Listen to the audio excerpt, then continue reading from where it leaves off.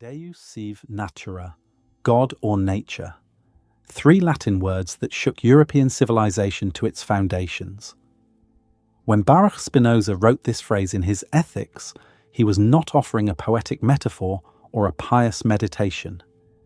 He was making a precise philosophical claim that would make him the most dangerous thinker of the 17th century. God and nature are not two separate realities with one creating and governing the other. They are two names for the same infinite, eternal, self-caused substance. There is no God who stands outside the natural world, designing it according to purposes, intervening with miracles, judging human actions from a transcendent throne. There is only one reality, and that reality is what religious people call God and what philosophers call nature. The sacred and the natural are identical. This was not atheism in the sense of denying that God exists. Spinoza insisted that God exists with absolute necessity, but it was atheism in the sense that mattered to his contemporaries. It eliminated the personal God of Judaism, Christianity, and Islam. It eliminated creation as a free act of divine will. It eliminated providence, prayer, revelation, and the hope of supernatural reward or punishment. It made the universe a deterministic system where everything follows from the eternal laws of nature with the same necessity that mathematical truths follow from their axioms. In this system, there is no room for miracles because nothing can happen contrary to nature's laws. There is no room for divine purposes because nature does not act for ends. There is no room for sin and redemption because good and evil are not absolute categories inscribed in the cosmic order, but relative terms describing what increases or decreases human power and flourishing.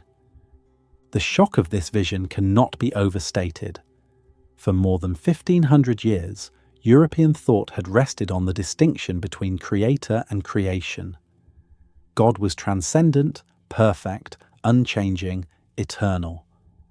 The world was contingent, imperfect, changing, temporal. God created the world freely, not by necessity. He could have created a different world or no world at all.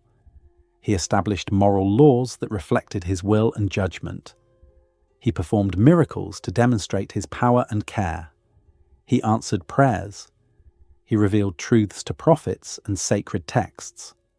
The entire architecture of medieval theology and philosophy depended on maintaining this distinction. Spinoza's equation of God and nature brought the whole structure crashing down. Jews and Christians alike recognized the threat.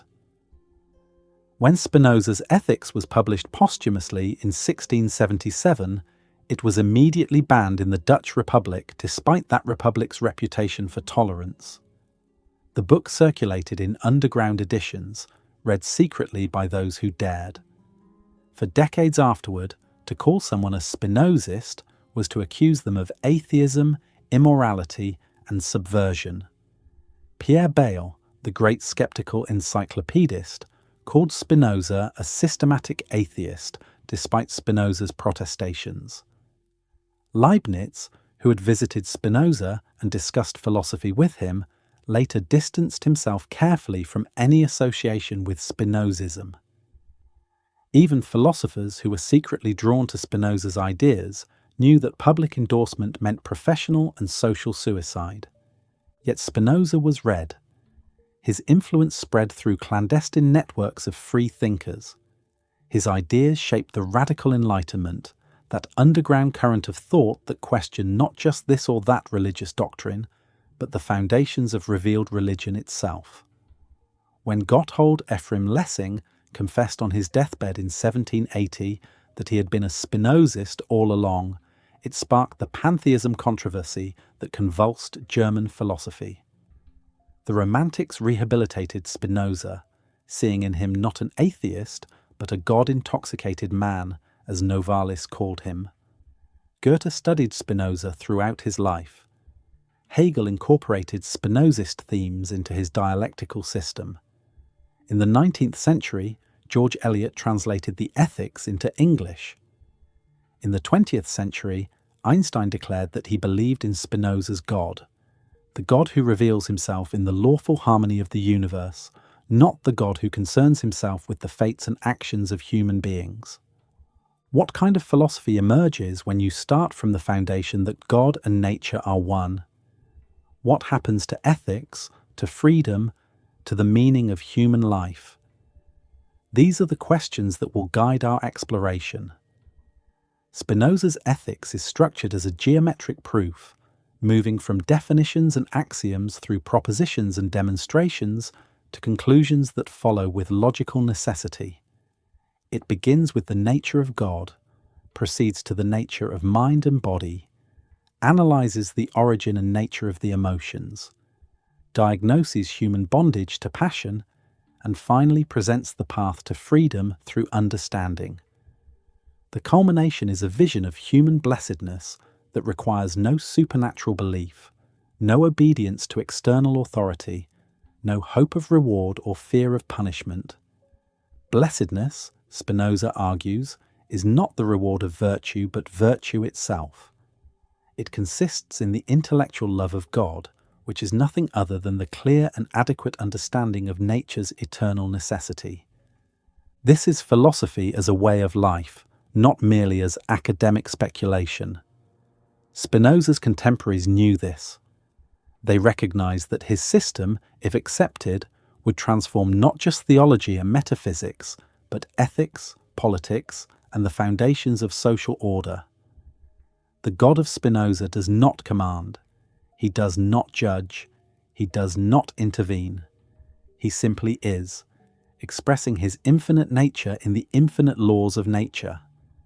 Human freedom consists not in escaping these laws, but in understanding them so clearly that our actions flow from our own nature rather than from external forces we do not understand. We are free when we are the adequate cause of our own actions, when we act from clear understanding rather than from confused passions. This is a difficult vision, and Spinoza knew it. At the end of the Ethics, he acknowledges that the path he describes is as rare as it is difficult. Most people, he says, will never achieve true freedom and blessedness. They will remain in bondage to their passions, tossed about by forces they do not understand, imagining themselves free when they are most enslaved. But the path exists. It is a path of reason, of patient understanding, of learning to see oneself and the world sub specie Aeternitatis, under the aspect of eternity. It is a path that begins with the recognition that God or nature is one substance, and that we ourselves are modes of that substance, finite expressions of its infinite power. The life of Baruch Spinoza embodies this philosophy. Born into Amsterdam's Portuguese-Jewish community in 1632, brilliant in his youth, excommunicated at 23, for reasons that remain mysterious, he spent the rest of his short life in quiet rooms grinding lenses and writing philosophy. He refused a university position to maintain his intellectual independence. He lived simply, supported by modest income from lens work and gifts from friends. He died at 44 of lung disease, probably caused by the glass dust he inhaled while grinding lenses. His friends published his works posthumously, knowing they would be condemned. The book appeared with false publication information to protect the printer. It was banned almost immediately. Yet it survived, copied, read in secret, exerting its subversive influence through 3.5 centuries. We will follow Spinoza's path from the Jewish quarter of Amsterdam to his solitary rooms in Rijnsburg, Voorburg, and The Hague. We will trace the development of his thought from his early training in Torah and Talmud, through his encounter with Descartes and the new natural philosophy to the crystallization of his own system. We will work through the geometric demonstrations of the ethics, clarifying the difficult concepts of substance and attribute, mode and conatus, adequate and inadequate ideas, active and passive effects. We will see how his metaphysics grounds his ethics and how his ethics informs his politics. we will understand why he was called an atheist and why that label misses the profound religiosity of his vision. And we will trace his legacy from the underground Enlightenment through Romanticism to the contemporary renaissance of Spinoza studies in philosophy, political theory, affect studies, and environmental thought. Deus sive Natura. Let us begin with that equation and see where it leads. Everything else follows from it with the necessity that Spinoza insisted governs all of nature. There are no accidents in philosophy, just as there are no accidents in nature. Every thought, every concept, every conclusion is determined by what came before. Understanding this necessity is the beginning of freedom. The Amsterdam into which Baruch Spinoza was born on November 24, 1632, was a city of refugees, merchants, and relative religious freedom. The Dutch Republic had won its independence from Catholic Spain through decades of brutal warfare, emerging as a Protestant maritime power with a global trading network. Amsterdam was its commercial heart, a city growing rich from trade, in spices, textiles, sugar, and slaves. Ships from the Dutch East and West India companies filled the harbour. Warehouses lined the canals. Merchants and bankers from across Europe conducted business in multiple languages. The city's population was exploding, swelled by refugees fleeing religious persecution elsewhere in Europe. Among these refugees were the Portuguese-Jews, Spinoza's people. They came from the Iberian Peninsula, where their ancestors had lived for centuries until the expulsions and forced conversions of the late 15th century. In 1492, Spain expelled all Jews who refused baptism. In 1497, Portugal followed suit, but with a crucial difference. Rather than allowing emigration, Portugal forcibly converted its entire Jewish population to Christianity in a matter of days. These converts, called New Christians or conversos, were Christians in name only. Many continued to practice Judaism in secret, maintaining fragments of ritual and tradition while outwardly conforming to Catholic worship. For generations they lived this double life, subject to the vigilance of the Inquisition, which suspected all new Christians of Judaizing, of returning to the forbidden faith. Some fled.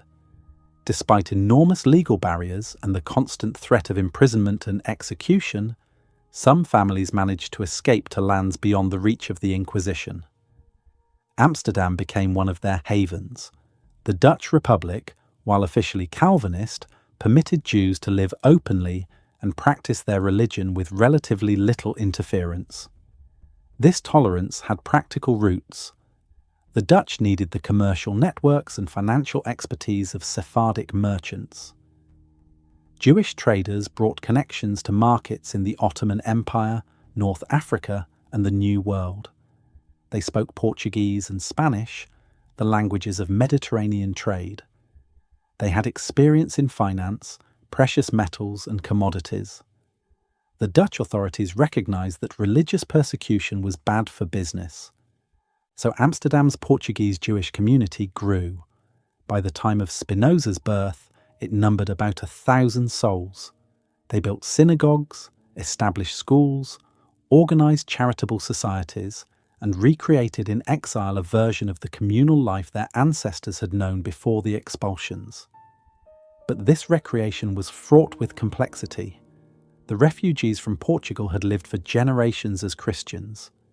Many knew little of actual Jewish practice. They had to relearn rituals, prayers, kashrut laws, Sabbath observance. In Portugal, they had been considered Jews who pretended to be Christians. Now in Amsterdam, they sometimes felt like Christians who were trying to become Jews. Their relationship to Judaism was at once deeply rooted and strangely estranged. The community's leadership worked to create religious orthodoxy and social cohesion.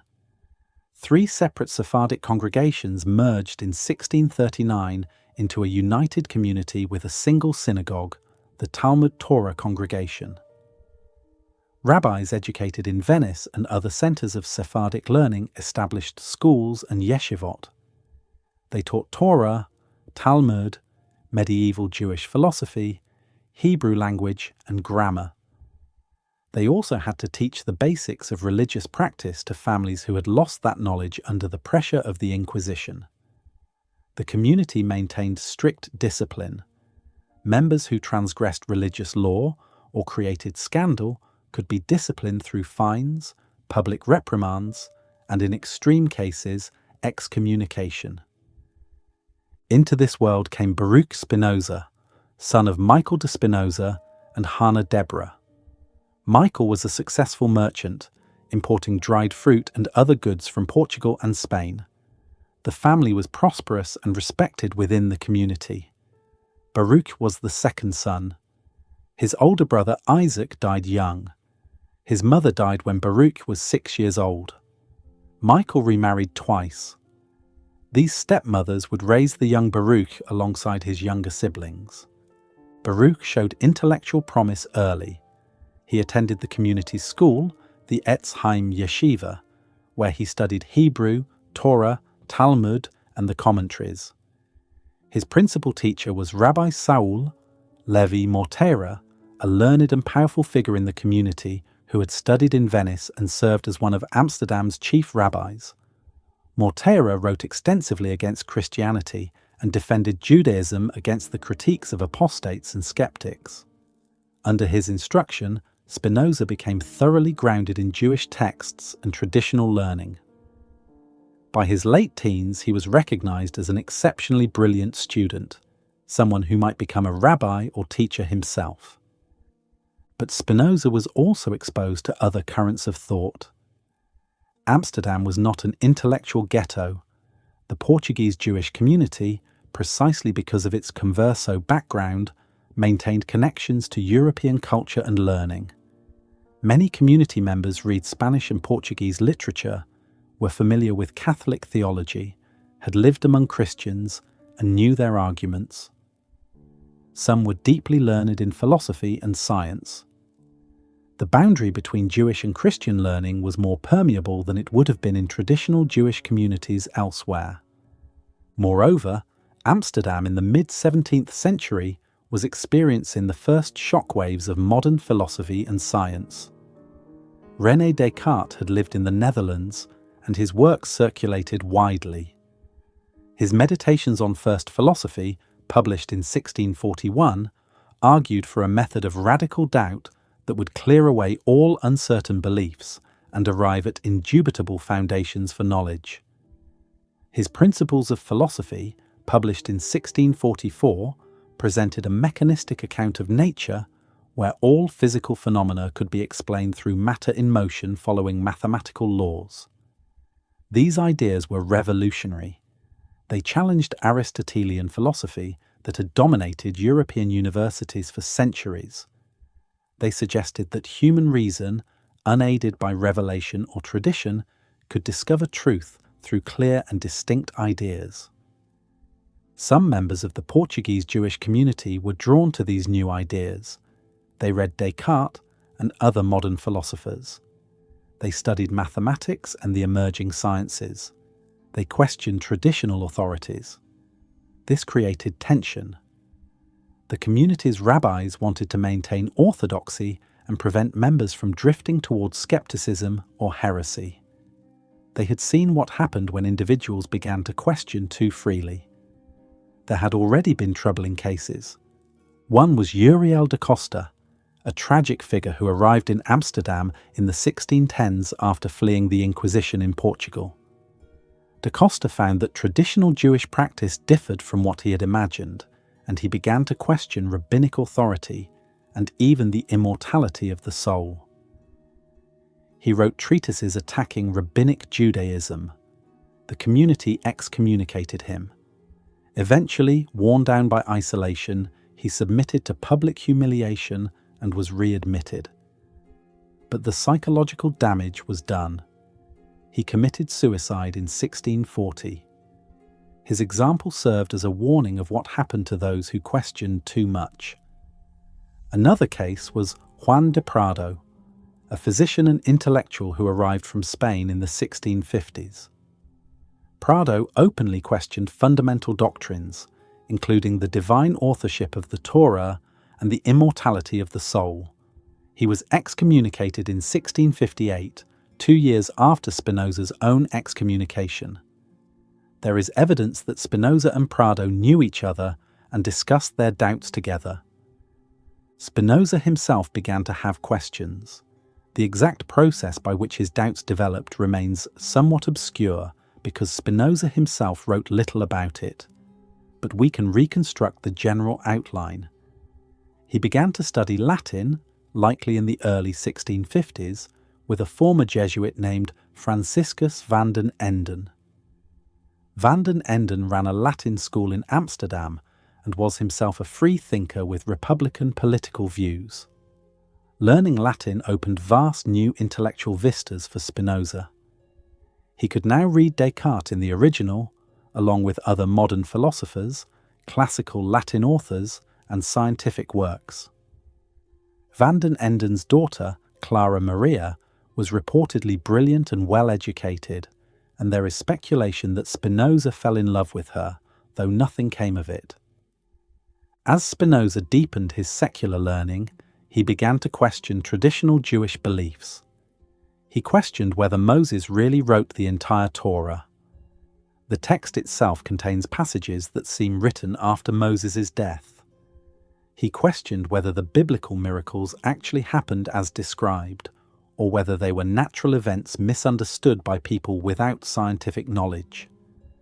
He questioned whether the Torah was divinely revealed, or whether it was a human document like any other, containing wisdom but also errors and contradictions. He questioned whether God was really a personal being who heard prayers and intervened in history, or whether God must be understood differently, in ways that traditional theology had not grasped. These questions were dangerous. The community had already shown that it would not tolerate open dissent from fundamental doctrines. But Spinoza seems not to have been content with silent doubt. There are reports that he discussed his views with others. He may have attracted a circle of young men similarly inclined toward heterodoxy. The community's elders became aware that something troubling was developing. Michael de Spinoza died in 1654, removing perhaps a protective influence. By 1656, the community's leadership had decided that Baruch Spinoza was a threat that needed to be dealt with decisively. The Portuguese-Jewish community's anxiety about internal dissent had deep roots. They were a precarious community. They lived on sufferance in a Protestant republic where tolerance was real but limited. They needed to demonstrate that they were orderly, law-abiding, and not a source of scandal or subversion. If their members openly rejected God, denied the Torah, or spread impious doctrines, it could provide ammunition to those who argued that Jews should not be tolerated at all. The community's survival depended on maintaining strict internal discipline. Spinoza's questions, if allowed to go unchallenged, could encourage others. A few free thinkers could destabilize the entire structure.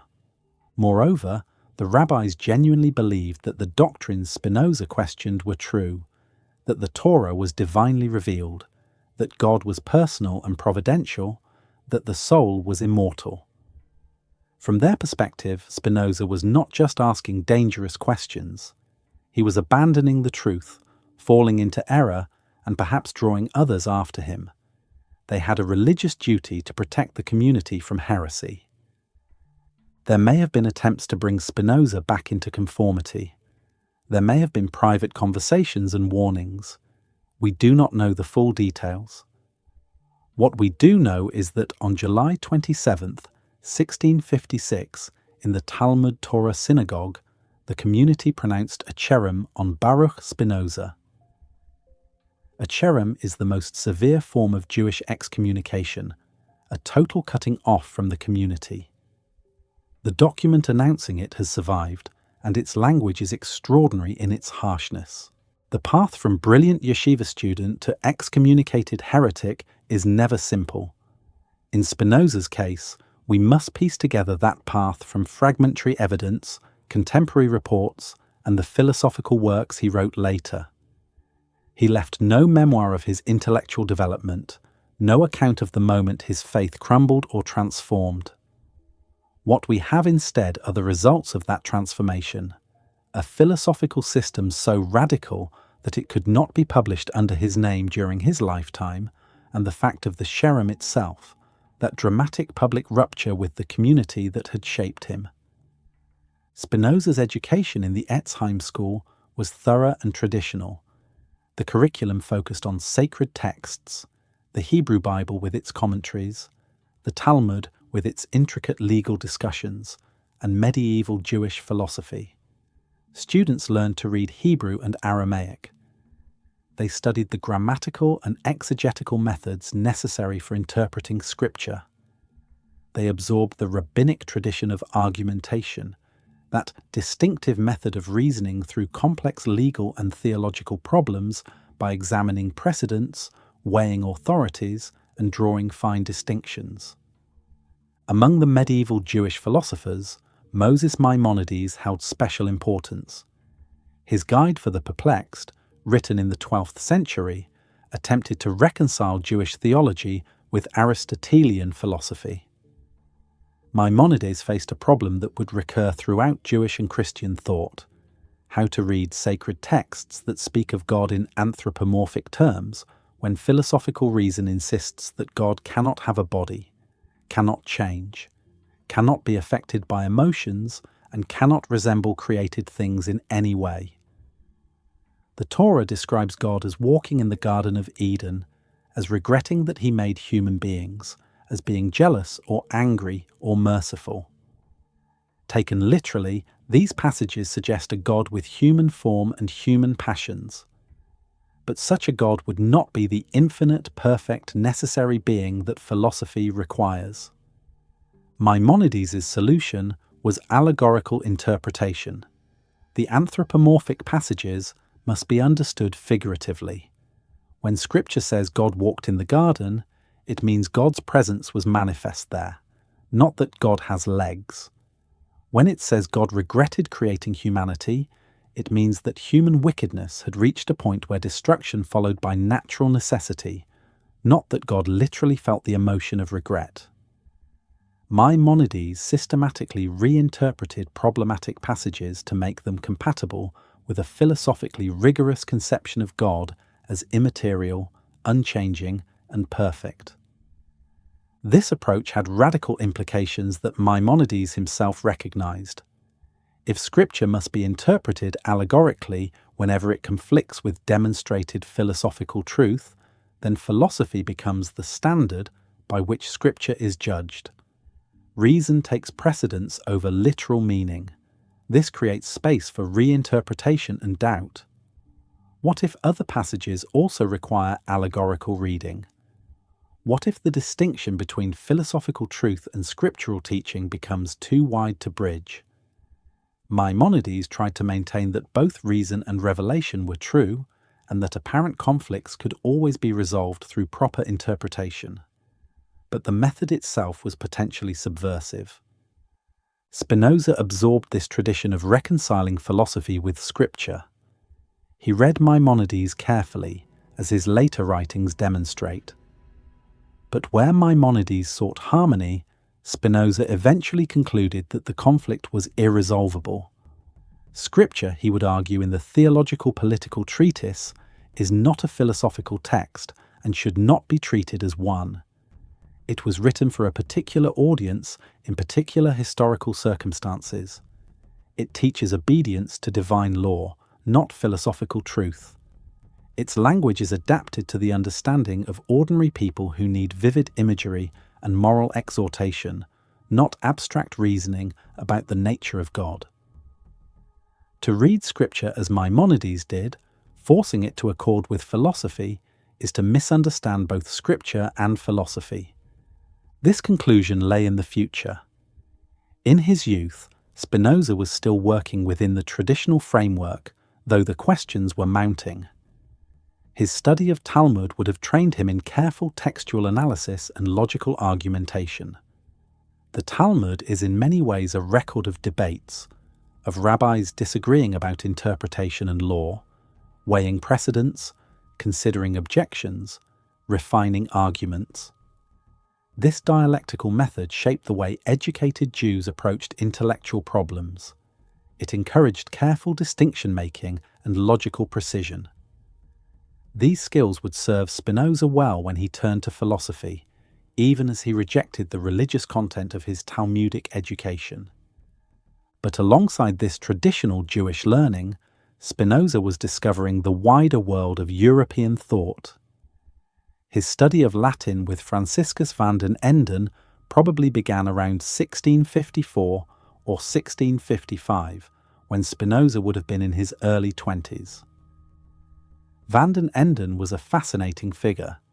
He had been a Jesuit but left the order and eventually became a free-thinking Republican with radical political views. He would later be executed in France for his alleged involvement in a plot against Louis XIV. In Amsterdam, he ran a Latin school and theatre where students performed Latin plays. He taught not just language, but philosophy, science, and classical literature.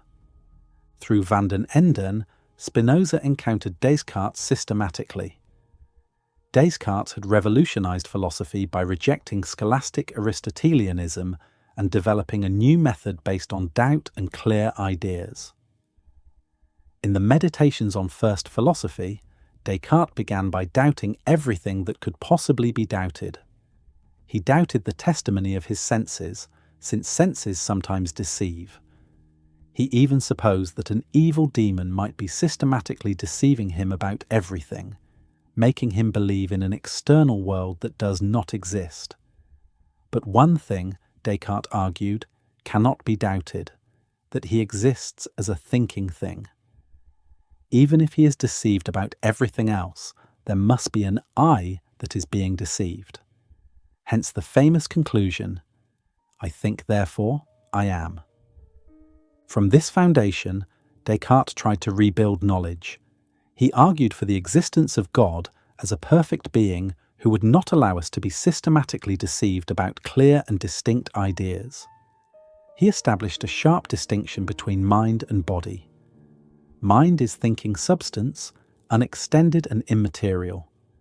Body is extended substance, material and subject to mechanical laws. Human beings are mysterious unions of these two distinct substances. The body is a machine governed by physical laws. The mind is free, capable of reason and volition. How they interact is the problem that bedeviled Cartesian philosophy and that Spinoza would eventually reject. Descartes' method of doubt and his emphasis on clear and distinct ideas had immense appeal. It suggested that human reason, starting from indubitable foundations, could arrive at certain knowledge. It cut through centuries of scholastic debate with a fresh start.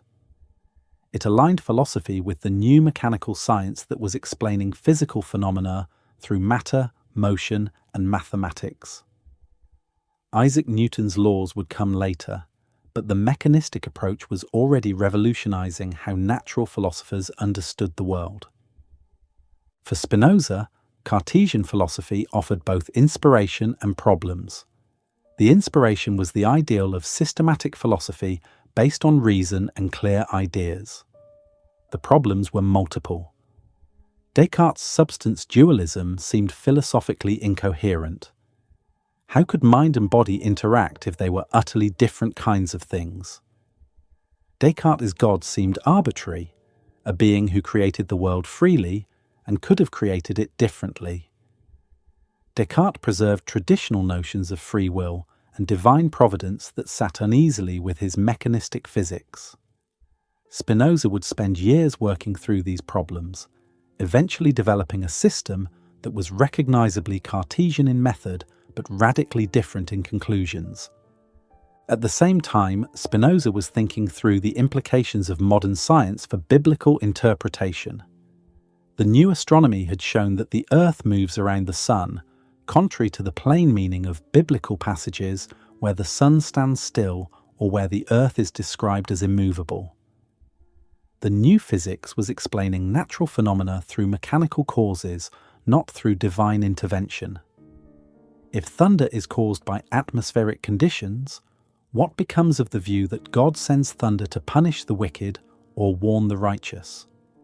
If disease is caused by natural processes, what becomes of the view that God sends illness as punishment for sin or tests of faith?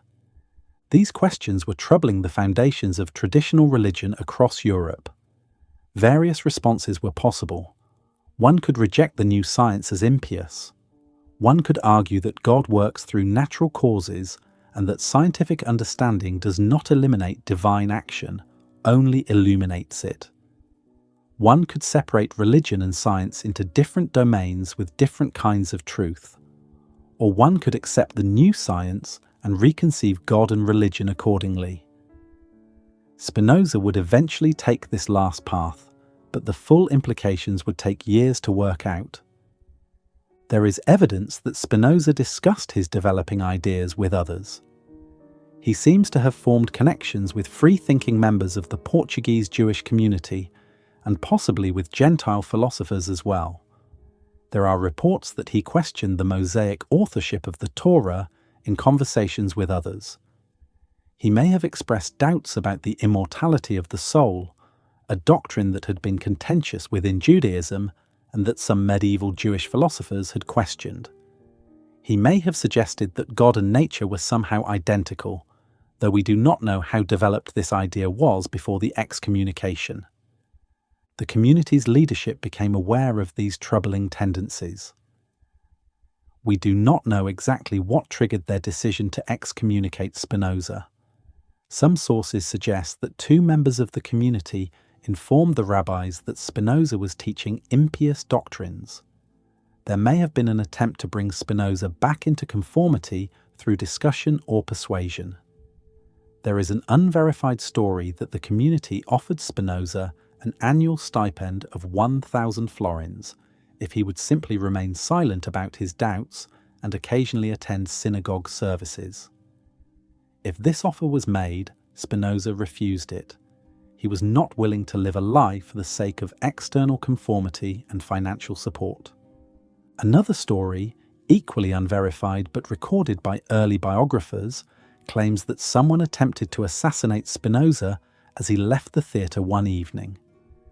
The attacker supposedly came at him with a knife, and Spinoza's cloak was slashed, but he escaped injury. If this incident occurred, it suggests that passions were running high and that some members of the community saw Spinoza as a dangerous enough threat to warrant violence. Spinoza supposedly kept the damaged cloak as a reminder of human irrationality and fanaticism. What seems clear is that by mid-1656, the community's authorities had decided that Baruch Spinoza could not be tolerated within the congregation. He was not simply a quiet skeptic keeping his doubts private. He was actively discussing ideas that undermined fundamental doctrines. He was potentially influencing others, especially younger men. He showed no sign of recanting or moderating his views. The community felt it had no choice but to pronounce the most severe form of excommunication, cutting him off completely and warning others not to associate with him. The decision to excommunicate Spinoza was not taken lightly. The Portuguese-Jewish community had used excommunication as a disciplinary tool before, but usually in a graduated way. Minor offences might bring a warning or temporary suspension from community privileges. More serious transgressions could result in temporary excommunication designed to bring the offender to repentance. The permanent, irreversible Cherem pronounced on Spinoza was reserved for the most extreme cases. It had been used against Uriel da Costa, whose case ended in tragedy. It would be used again in 1658 against Juan de Prado. But these cases were rare. The community understood that permanent excommunication was a kind of social death, expelling someone from the only community most of them had ever known. For Spinoza, the excommunication meant cutting himself off not just from religious community, but from his entire social world. the Portuguese-Jewish community in Amsterdam was tightly knit. Business relationships, friendships, and family connections were all embedded in communal structures. To be excommunicated meant more than being barred from the synagogue. It meant that observant Jews were forbidden to speak with him, to do business with him, to read anything he wrote, or to come within a certain distance of him. His own family would have been pressed to shun him. He was 23 years old, trained for no profession other than scholarship and his father's business, suddenly cast out into a world where he would have to make his own way without the support networks that had sustained him. The fact that Spinoza not only survived this rupture, but went on to develop one of the most important philosophical systems in Western thought, is a testament to his intellectual strength and personal courage. He would build a new life based on different foundations. He would find friends and supporters outside the Jewish community. He would earn a modest living through lens grinding, that meticulous craft that would serve as both livelihood and metaphor for his philosophical work. He would write the books that established his place in history, books that could not be published under his name during his lifetime, but that would outlive the community that expelled him and the authorities that banned them. The Cherem document pronounced against Baruch Spinoza on July 27, 1656, survives in the archives of the Portuguese-Jewish community of Amsterdam. It is written in Portuguese, the language of the community's official records. Its language is unsparing in severity. The document does not specify exactly what Spinoza had done or taught to merit such punishment, which has fueled centuries of speculation about the precise causes, but it leaves no doubt about the completeness of his expulsion. The document begins by invoking the authority of the angels and the holy community, with the consent of God and the congregation. It declares that the leaders, having long known of the evil opinions and conduct of Baruch de Spinoza, have tried by various means and promises to turn him from his evil ways. Unable to find a remedy, and on the contrary receiving daily reports of the abominable heresies he practiced and taught, and the monstrous deeds he performed, the authorities proceed to excommunicate him with the strongest possible formula.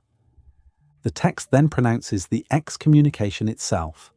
By decree of the angels and by the command of the holy men, we excommunicate, expel, curse, and damn Baruch de Spinoza. The document invokes biblical and rabbinical precedents for curses. It specifies that he is cursed by day and cursed by night, cursed when he lies down and cursed when he rises up, cursed when he goes out and cursed when he comes in. No one is permitted to communicate with him orally or in writing. No one may show him any favour or stay with him under the same roof or come within 4 cubits of him. No one may read anything composed or written by him. This formula is devastating in its comprehensiveness. It seeks to cut Spinoza off completely from any contact with members of the community. The reference to 4 cubits, about 6 feet, means that if Spinoza and a community member encountered each other on the street, the community member was required to maintain that distance, as if Spinoza were ritually impure. The prohibition on reading anything he wrote would remain in effect for centuries within observant Jewish communities, though of course his work circulated widely elsewhere. The document's language about abominable heresies and monstrous deeds is intriguing. What exactly had Spinoza done that warranted such extreme characterization? The heresies are easier to guess. Spinoza likely questioned the divine authorship of the Torah, denied the traditional understanding of God as a personal being who hears prayers and intervenes in history, questioned the immortality of the soul, and perhaps already begun to develop the idea that God and nature are identical. These views were heretical by any traditional standard. They contradicted fundamental Jewish doctrines. If allowed to spread, they could undermine the religious basis of the community.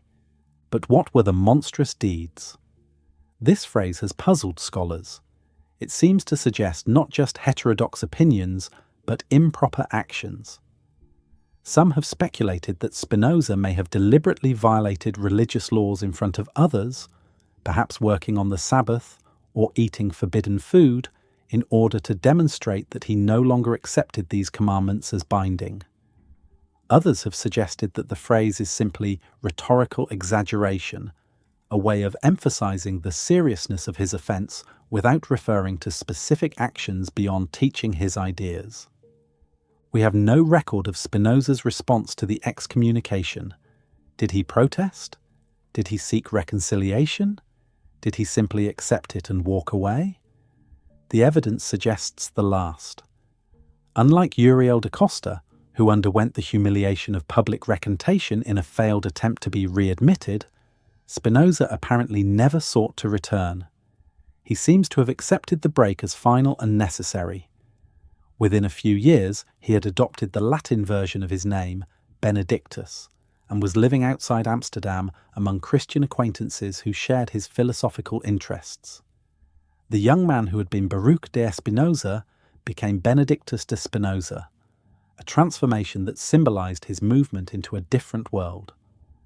The mystery of why the Cherem was pronounced when it was, and whether less severe measures might have been attempted first, has generated much speculation. The timing may have been related to events in the community or the wider Dutch society. In 1656, the Jewish community was negotiating with Amsterdam authorities about various legal privileges and protections. If Spinoza's heterodox views had become publicly known, they could embarrass the community and provide ammunition to those who argued that Jews were dangerous heretics who should not be tolerated. By excommunicating Spinoza dramatically, the community could demonstrate to Dutch authorities that it policed its own members and did not tolerate blasphemy. There may also have been personal factors. Michael de Spinoza, Baruch's father, had died in 1654. He had been a respected figure in the community, and perhaps his presence had offered some protection to his brilliant but troublesome son. With Michael gone, the authorities may have felt freer to act. There was also a legal complication. Michael had left debts and business entanglements.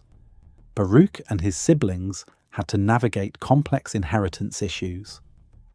Baruch eventually renounced most of his inheritance to avoid being responsible for his father's debts, a decision that left him without substantial resources, but also without encumbrances. Some scholars have suggested that the excommunication may have been as much about protecting the community's interests as about punishing Spinoza's heresy. An excommunicated member was no longer legally part of the community, and therefore his actions could not be attributed to the community as a whole. If Spinoza continued to express dangerous ideas but as someone officially expelled, the community could say that he did not represent them and they bore no responsibility for him. This pragmatic consideration may have weighed alongside genuine religious horror at his views. Whatever the full constellation of causes, the result was clear. At age 23, Spinoza was cut off from the community that had raised and educated him. He was not physically expelled from Amsterdam immediately. He apparently lived there for at least another year or so, though he would have avoided the Jewish quarter and would not have encountered former co-religionists in most of his daily activities. But the social and cultural rupture was complete. He had lost his family connections, his potential business networks, and the intellectual environment of the community's scholars. He had to build a new life among people with whom he had little previous connection. That he succeeded in doing so speaks to qualities that would characterize his mature philosophy. Spinoza valued independence above comfort. He preferred truth to acceptance. He was willing to endure isolation rather than compromise his intellectual integrity. These were not merely abstract philosophical positions. They were lived commitments, tested by circumstances that would have broken many people. The young man who walked away from the Amsterdam Jewish community in 1656 would spend the next 21 years demonstrating that it was possible to live a philosophical life without institutional support, without traditional religious community, without the consolations of conventional belief. He would show that ethics based on reason rather than revelation, on understanding rather than obedience, could sustain a human life. The Cherem that meant to damn him became instead the condition of his freedom. The Portuguese-Jewish community of Amsterdam eventually came to regret Spinoza's excommunication, though not until centuries later. In the 20th century, some members proposed rescinding the Cherem, arguing that Spinoza should be recognized as one of the greatest thinkers the community had produced. These proposals generated controversy. Traditional members argued that the Cherem, once pronounced, could not be reversed, and that in any case, Spinoza's philosophy remained incompatible with Jewish belief. Progressive members argued that historical understanding and philosophical sophistication demanded acknowledgement that Spinoza, despite his heterodoxy, had grappled seriously with fundamental questions and deserved recognition. The debate continues, reflecting ongoing tensions within Jewish thought about how to relate to modernity, to rationalism, and to those who challenge traditional doctrines from within the tradition. For Spinoza himself, the Cherem marked the end of one phase of life and the beginning of another. He would never return to Jewish communal life. He would never write about his excommunication directly, at least not in works that survive. But his philosophical works, especially the theological political treatise, can be read as extended arguments for why excommunication over matters of belief is wrong, why freedom of thought must be protected, and why religious authorities should not have the power to punish those who interpret Scripture differently or who question traditional doctrines. The man who had been cursed and cut off would argue that such treatment was incompatible with genuine piety, with rational religion, and with the political liberty necessary for human flourishing. The community's curse became the foundation for a philosophy of freedom. After the excommunication, Spinoza needed to earn a living. The trade he chose, lens grinding, became both practical necessity and philosophical metaphor. Grinding optical lenses required precision, patience, and understanding of geometrical optics. The work was meticulous and solitary, qualities that suited Spinoza's temperament. It provided modest but sufficient income without requiring him to compromise his intellectual independence. And it connected him to the scientific revolution transforming European thought. The 17th century was the age of the telescope and the microscope. Galileo had used telescopic observations to discover the moons of Jupiter and the phases of Venus, providing crucial evidence for the Copernican model of the solar system. Robert Hooke's Micrographia, published in 1665, revealed an astonishing world of minute structures invisible to the naked eye. Anton van Leeuwenhoek, a contemporary of Spinoza, who also lived in the Netherlands, used his microscopes to discover bacteria and other microorganisms. All these observations depended on high-quality lenses that could magnify without excessive distortion. Grinding such lenses was not simply manual labour. It required understanding the mathematics of light refraction and the geometry of curved surfaces. A lens grinder had to calculate the correct curvature to achieve desired focal lengths and magnification powers. He had to work the glass patiently, testing and refining until the optical properties were correct. The work demanded the same kind of careful reasoning that philosophy required. Spinoza saw the parallel. Just as grinding removes imperfections from glass until it transmits light clearly, philosophical work removes confused ideas until understanding becomes clear. The metaphor of light and clarity runs throughout Spinoza's philosophy. Adequate ideas are clear and distinct, illuminating their objects the way good lenses allow clear vision. Inadequate ideas are confused and obscure, like vision through flawed glass. The goal of philosophy is to achieve the clarity of understanding that allows us to see things as they truly are, sub specie Aeternitatis, under the aspect of eternity. This is not mystical vision but rational comprehension, the kind of clarity achieved through careful intellectual work, just as good lenses are achieved through careful grinding. The work had practical drawbacks. Glass dust filled the air as the lens blanks were ground and polished. Spinoza would have breathed this dust for hours each day. It almost certainly contributed to the lung disease that would kill him at age 44. Contemporary sources describe him coughing frequently in his last years. Lung problems were occupational hazards for lens grinders. Spinoza would have known the risks, but accepted them as part of the life he had chosen. Independence required self-support, and lens grinding provided that without compromising his freedom to think and write as he chose. Spinoza lived simply. After leaving Amsterdam, he resided in several towns near The Hague.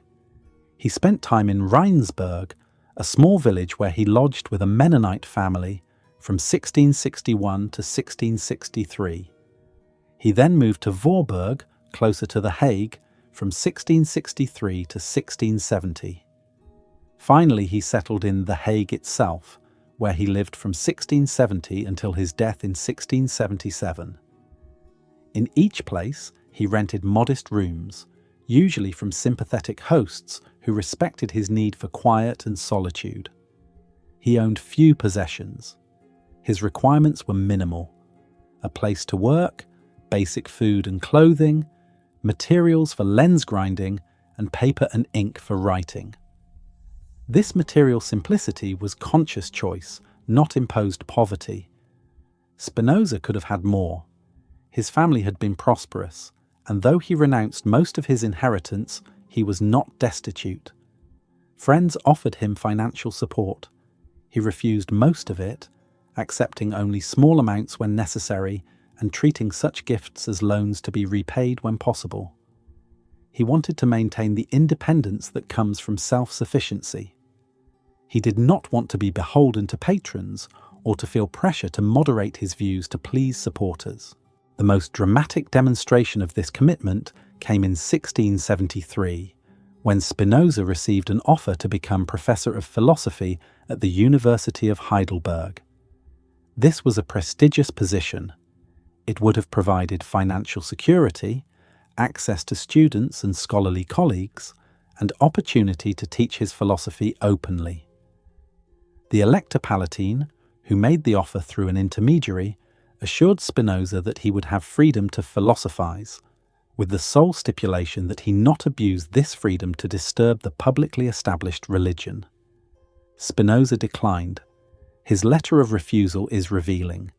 He thanked the elector for the honor, but explained that he did not know within what limits that freedom to philosophize would have to be confined if he was to avoid disturbing the publicly established religion.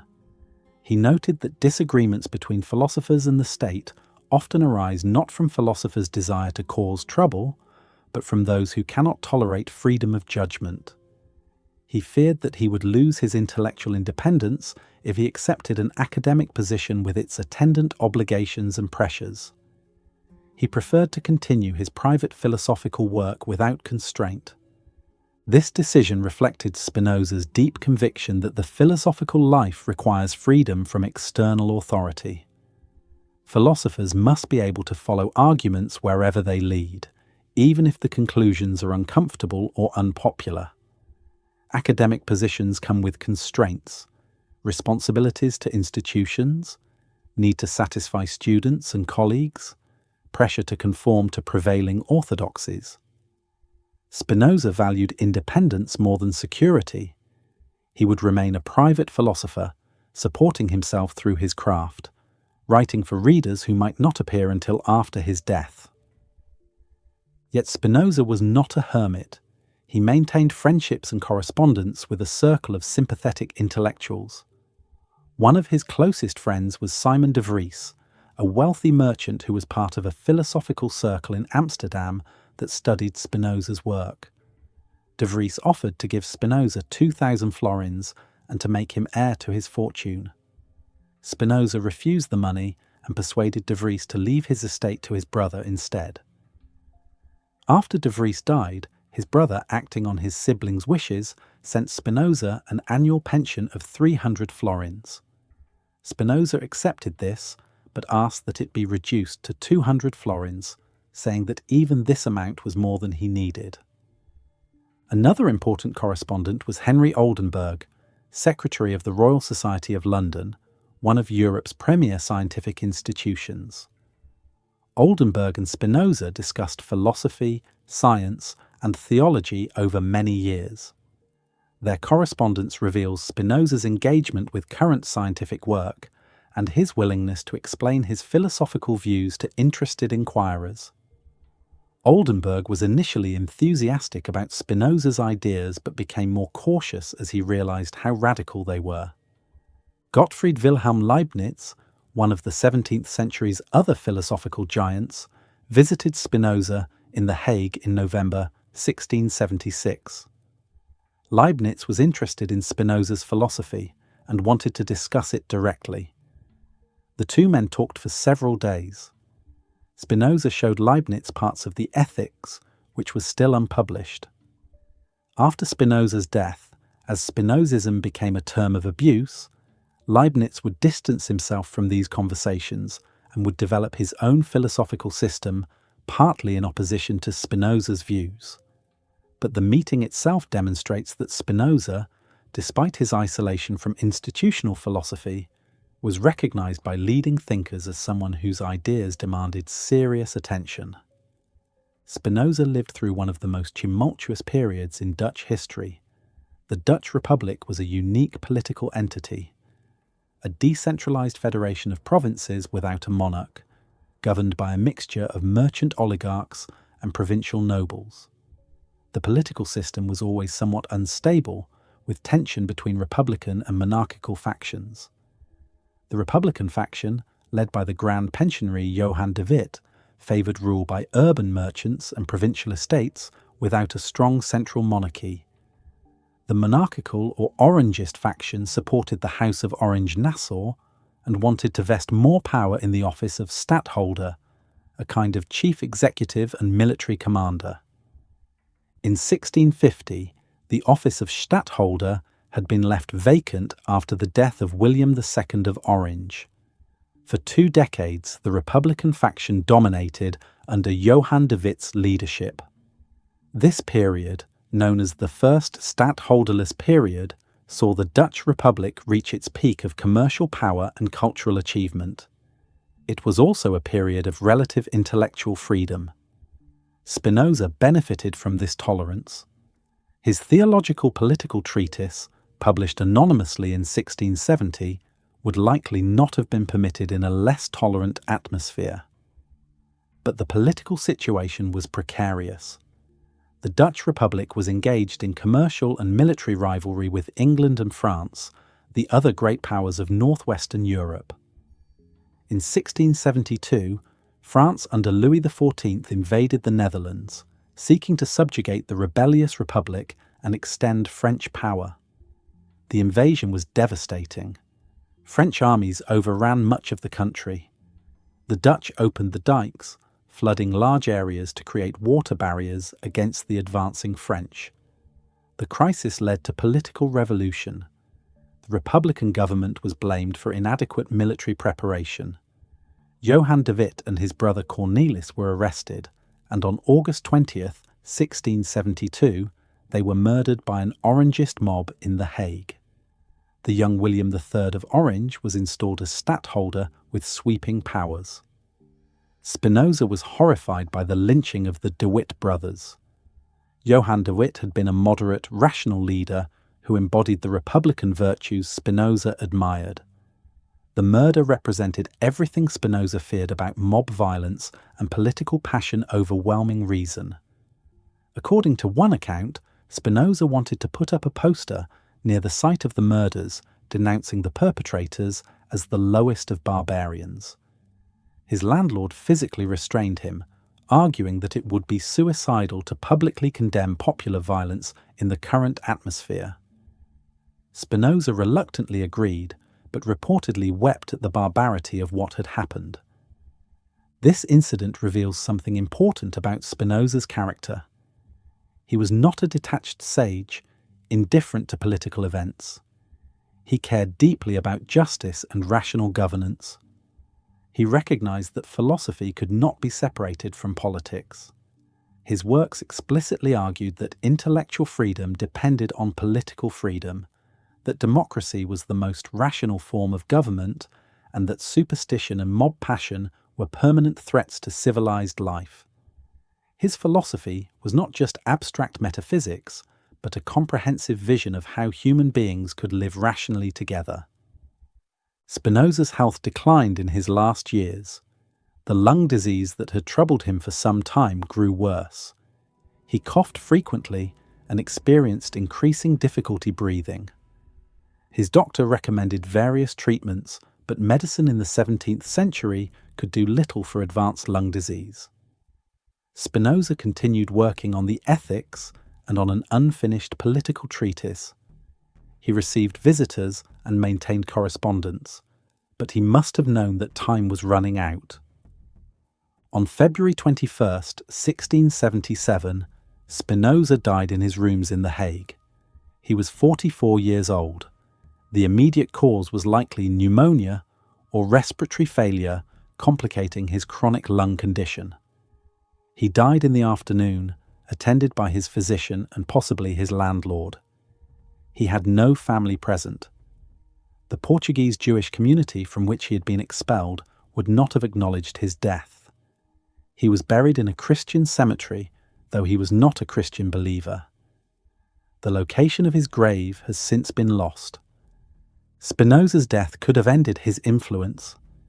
He had published only 2 works under his name during his lifetime: an edition of Descartes' Principles of Philosophy with Spinoza's geometrical demonstrations, and the Theological Political Treatise, though even this appeared anonymously with false publication information.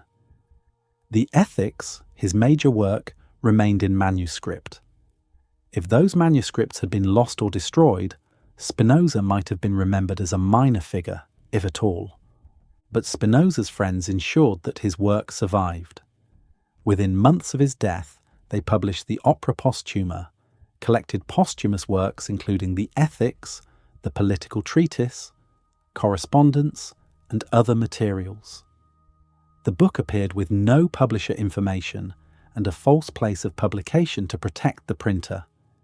It was immediately banned by Dutch authorities, but it circulated. Copies reached readers across Europe.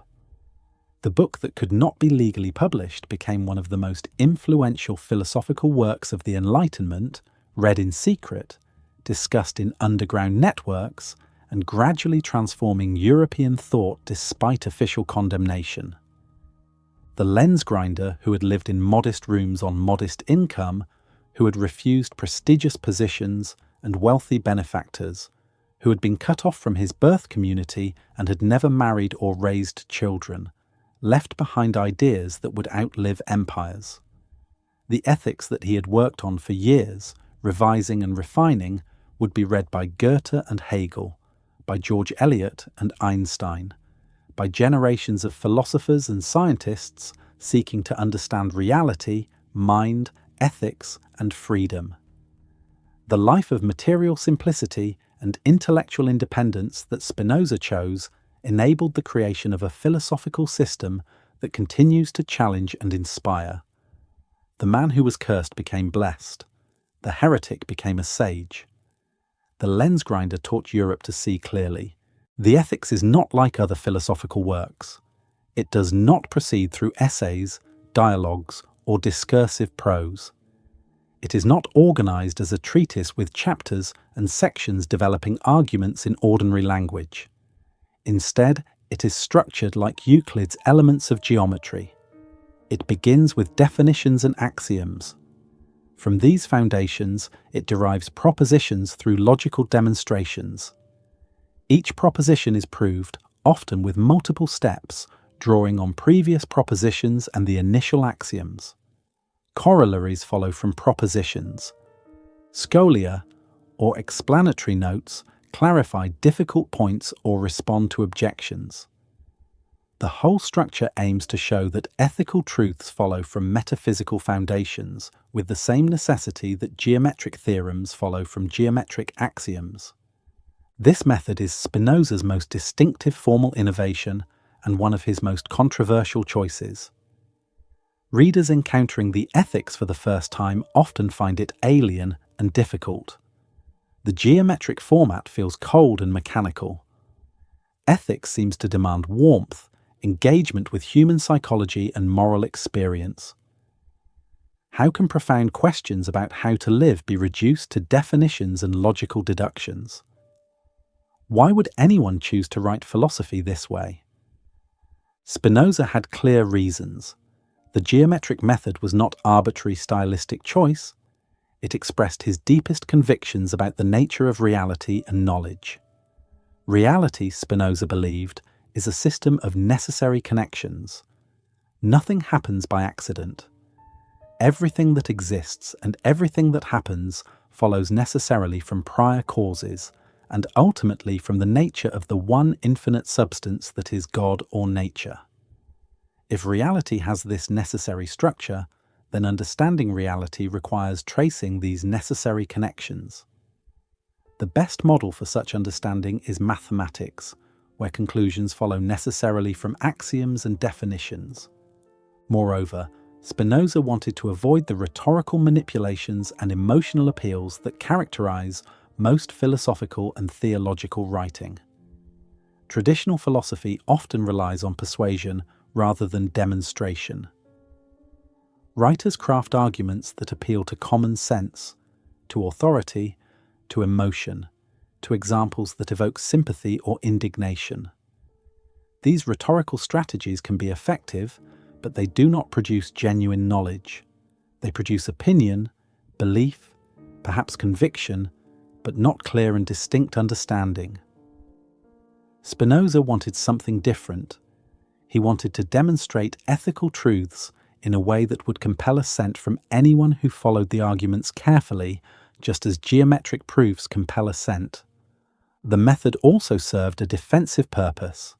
Spinoza's conclusions were radical and would provoke intense opposition.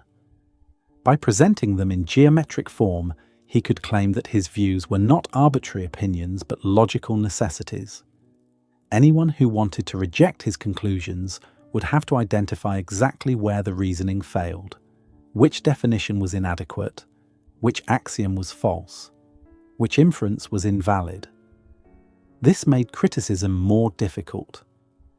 It is easier to denounce a philosophical essay as impious or dangerous than to show precisely where a geometric demonstration goes wrong. There were philosophical precedents for the geometric method. Descartes had presented some of his arguments in geometric form, though he preferred the discursive style of the Meditations for his main work. Thomas Hobbes had used geometric method in his political philosophy, but no one before Spinoza had attempted to derive an entire philosophical system, from metaphysics through ethics to the theory of human freedom in strict geometric order. The ethics is unique in the ambition and comprehensiveness of its application of mathematical method to philosophy. The method creates challenges for readers and for Spinoza himself. The geometric structure tends to obscure the overall arc of the argument. Reading the ethics is like working through a mathematical textbook. One must master each step before proceeding to the next, and it is easy to lose sight of where the argument is going. Spinoza himself seems to have recognized this difficulty. He includes scholia throughout the work, stepping out of the geometric structure to explain points in ordinary language, to respond to objections, to clarify why certain propositions matter. The scholia provide windows into Spinoza's voice and concerns, relief from the austere formality of the demonstrations. The method also creates some artificiality. Not everything fits neatly into the geometric structure. Human emotions do not lend themselves to axiomatic definition and logical derivation in the way that geometric properties do. Spinoza's analysis of the effects in Ethics Part 3 is impressive in its systematicity, but there is something forced about trying to derive all human emotions from three basic affects through logical combinations. The lived experience of jealousy or gratitude or remorse is richer and more complex than any formal definition can capture. Spinoza knows this. His detailed discussions in the Scholia show sophisticated psychological insight that goes beyond what the geometric method can express. Yet the method accomplishes something important. It forces precision. Every concept must be defined clearly. Every inference must be made explicit. Nothing can be assumed or taken for granted. This discipline prevents the vagueness and ambiguity that plague much philosophical writing.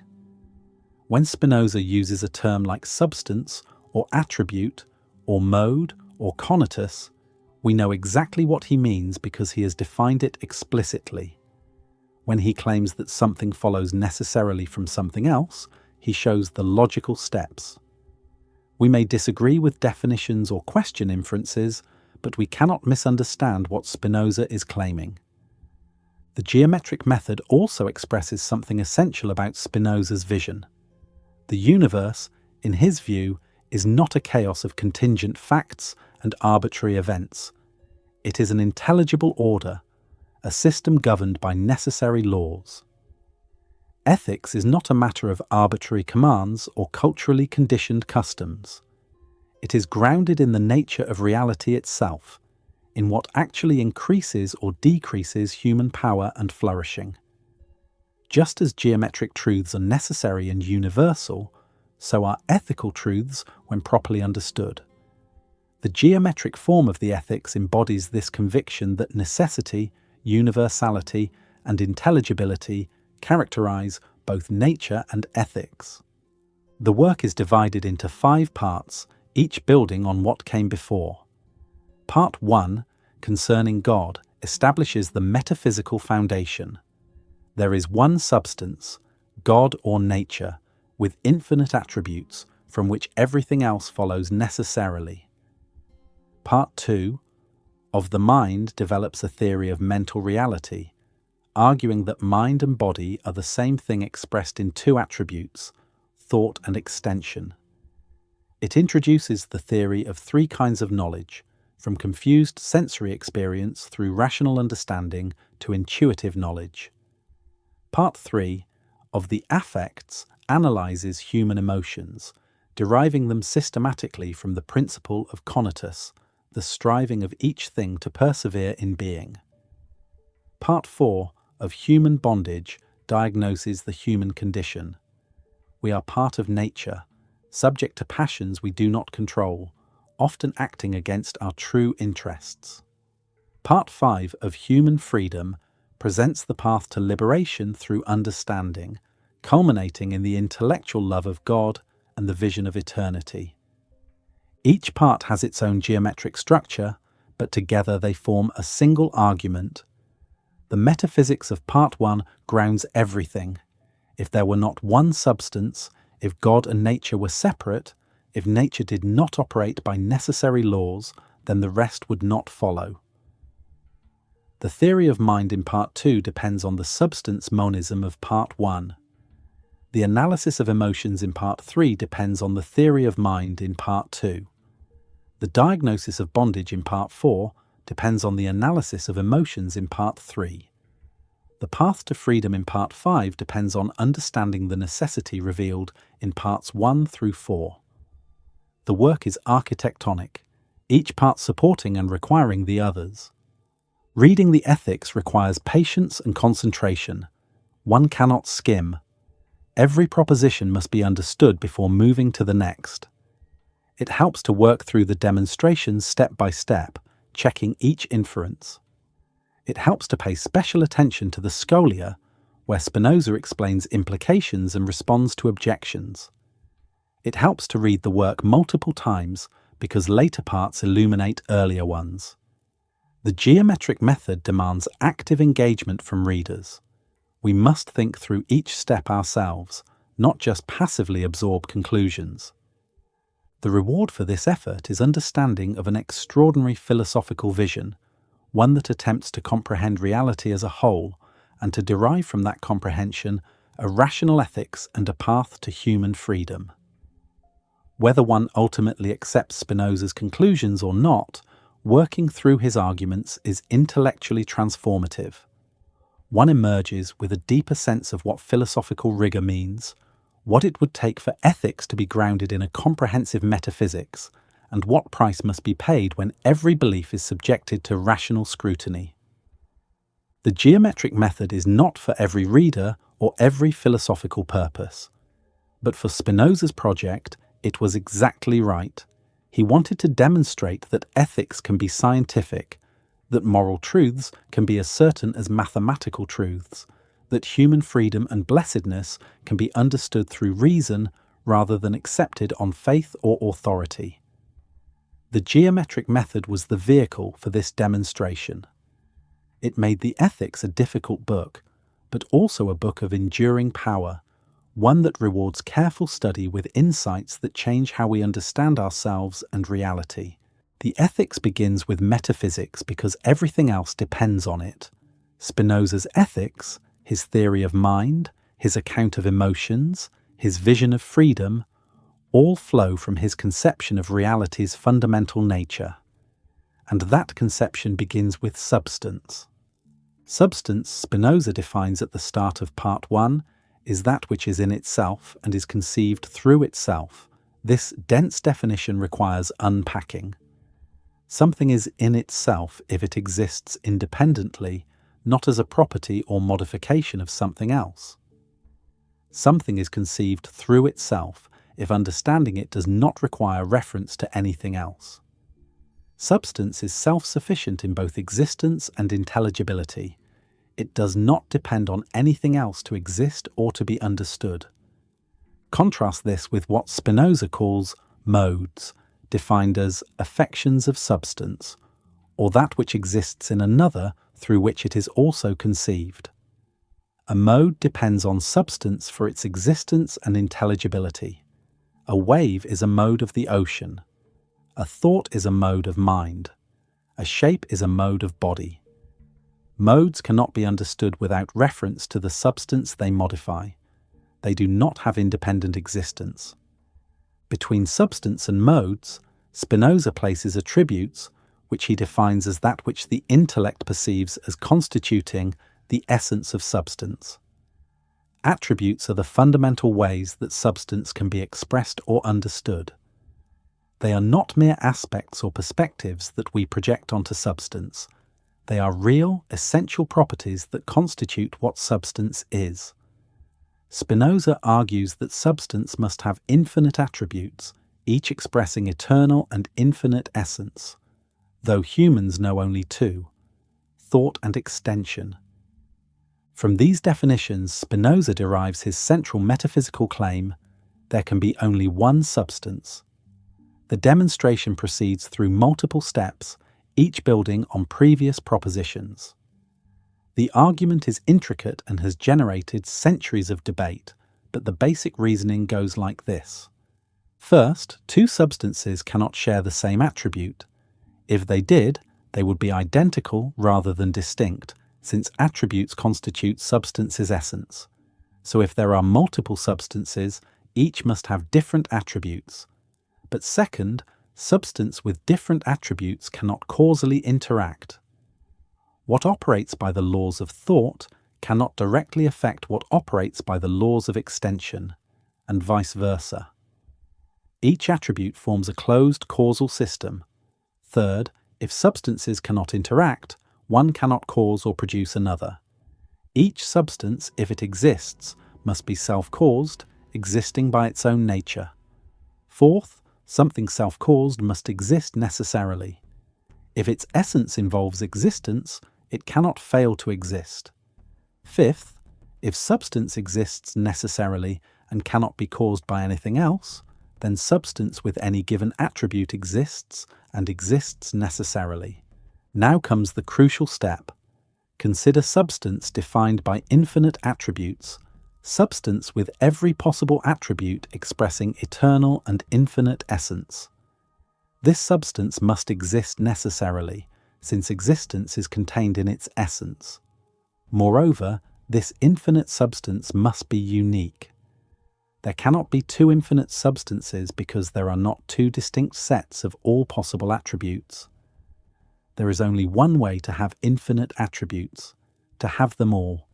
Therefore, there is only one substance, and that substance is God or nature, defined as a being absolutely infinite, consisting of infinite attributes, each of which expresses eternal and infinite essence. Everything that exists is either substance or a modification of substance. Since there is only one substance, and that substance is God or nature, everything that exists is either God or a mode of God. We are modes of God. Our bodies are modes of extension, one of God's attributes. Our minds are modes of thought, another attribute. The tree, the stone, the star, the idea, the emotion, all are modes of the one infinite substance. This is pantheism, though Spinoza would have rejected that term. Pantheism suggests that God and the universe are simply identical, that saying God and saying universe are two ways of saying the same thing, but Spinoza's position is more nuanced. God or nature is substance, the underlying reality that expresses itself in infinite ways. The universe of finite things, bodies, minds, events, processes, consists of modes, finite expressions of substance's infinite nature. God is not reducible to the collection of finite things. God is the infinite power or nature that produces all finite things and constitutes their reality. Nor is this atheism in the straightforward sense. Spinoza insists that God exists necessarily and is the cause of all things. God is eternal, infinite, indivisible, and perfect. But this God is radically unlike the God of traditional theology. Spinoza's God has no purposes, makes no choices, feels no emotions, hears no prayers, and works no miracles. Spinoza's God cannot be angry or merciful because anger and mercy are human emotions that presuppose lack or change, and God is perfect and unchanging. Spinoza's God did not create the world at some moment in time as a free act of will. The world eternally flows from God's nature the way conclusions flow from axioms, with absolute necessity. This conception eliminated the transcendent personal God of Judaism, Christianity, and Islam. It eliminated the distinction between creator and creation. It eliminated the possibility of divine intervention in nature's course. It eliminated the ground for hope of supernatural salvation or fear of supernatural punishment. It naturalized God while deifying nature. No wonder Spinoza's contemporaries called him an atheist despite his protests. For practical purposes, his God functioned nothing like the God of religious belief. The substance monism has profound implications. If there is only one substance, then everything is connected. Every mode is a finite expression of the same infinite reality. You and I, mind and body, thought and extension, joy and sorrow, all are modifications of one underlying nature. This does not mean that distinctions between things are illusory. Finite modes are really distinct from each other, but their distinctness is superficial compared to their underlying unity. At the deepest level, everything is one. This unity grounds Spinoza's ethics. Because everything is one substance, pursuing my genuine good cannot conflict with yours. Our true interests align because we are both expressions of the same nature. Conflict arises from inadequate understanding, from viewing ourselves as separate substances competing for scarce goods. When we understand ourselves adequately, as modes of one substance, we recognize that genuine flourishing comes from understanding and affirming the necessity that governs all things. This leads to cooperation, generosity, and love rather than conflict. The substance monism also implies determinism. If everything is a modification of one substance whose nature is fixed, and if modes follow from substance's nature necessarily, then everything is determined. Every event has causes that necessitate it. There are no accidents, no contingencies, no free choices in the sense of actions not determined by prior causes. This determinism troubled Spinoza's contemporaries and troubles many readers still. It seems to eliminate moral responsibility and render ethics pointless. If we cannot choose otherwise than we do, how can we be praised or blamed? How can anything be right or wrong? Spinoza answers these worries in his theory of freedom, which we will explore later. Briefly, he distinguishes freedom from indeterminism. We are free not when our actions are uncaused, but when they flow from our own nature, rather than from external compulsion. A stone is not free even if its fall is undetermined, because its motion does not express its own essence. A person acting from clear understanding is free, even though her action is determined, because the action expresses her own rational nature. Freedom is self-determination, not lack of determination. The one-substance doctrine also shapes Spinoza's theory of mind and body, which we will explore in the next chapter. If mind and body are both modes of one substance, expressed in different attributes, they cannot interact causally in the way Descartes thought. Cartesian dualism, which treats mind and body as separate substances, generates the unsolvable problem of how they influence each other. Spinoza's monism eliminates this problem by eliminating the initial dualism. Mind and body are not separate substances that need to interact. They are the same finite mode expressed in two attributes. Demonstrating substance monism occupies much of Ethics Part 1. Spinoza works through the implications methodically. He proves that God necessarily exists. He proves that God is infinite and indivisible. He proves that God's nature produces everything that can be conceived, since an infinite nature contains the possibility and actuality of all things. He proves that whatever is in God, and nothing can exist or be conceived without God. He proves that God is the immanent cause of all things, not the transitive cause. That is, God's causation is not like a craftsman making an artifact external to himself, but rather like an essence producing properties that express that essence. The climax of Part 1 is Proposition 14. Except God, no substance can be or be conceived. This proposition crystallizes the monism that structures everything else. There is one substance. All else is modes of that substance.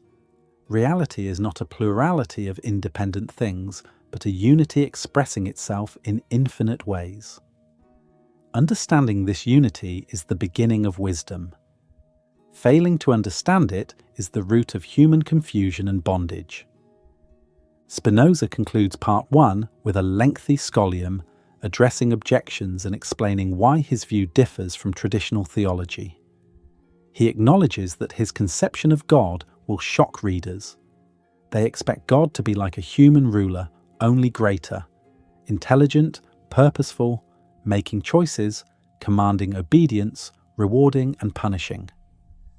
But these expectations rest on anthropomorphism, projecting human qualities onto God. God is not human-like. God is nature itself, operating by necessary laws without purpose or intention. Understanding this requires setting aside ingrained habits of thought. The one substance that is God or nature is not a remote abstraction. It is immediate reality, the ground of everything we experience. When we understand this, our relationship to reality changes. We are not separate beings thrown into an alien universe. We are expressions of that universe's infinite power. Our existence, our consciousness, our capacity to understand, all manifest the one substance. Coming to understand this is coming to understand ourselves. The path to blessedness begins with recognition of the one substance. everything else follows. Deus sive Natura, God or nature. Having established that only one substance exists, Spinoza now elaborates what this substance is. It is God, defined as a being absolutely infinite, consisting of infinite attributes, each of which expresses eternal and infinite essence. It is also nature, the totality of reality governed by necessary laws. These are not two different things requiring reconciliation.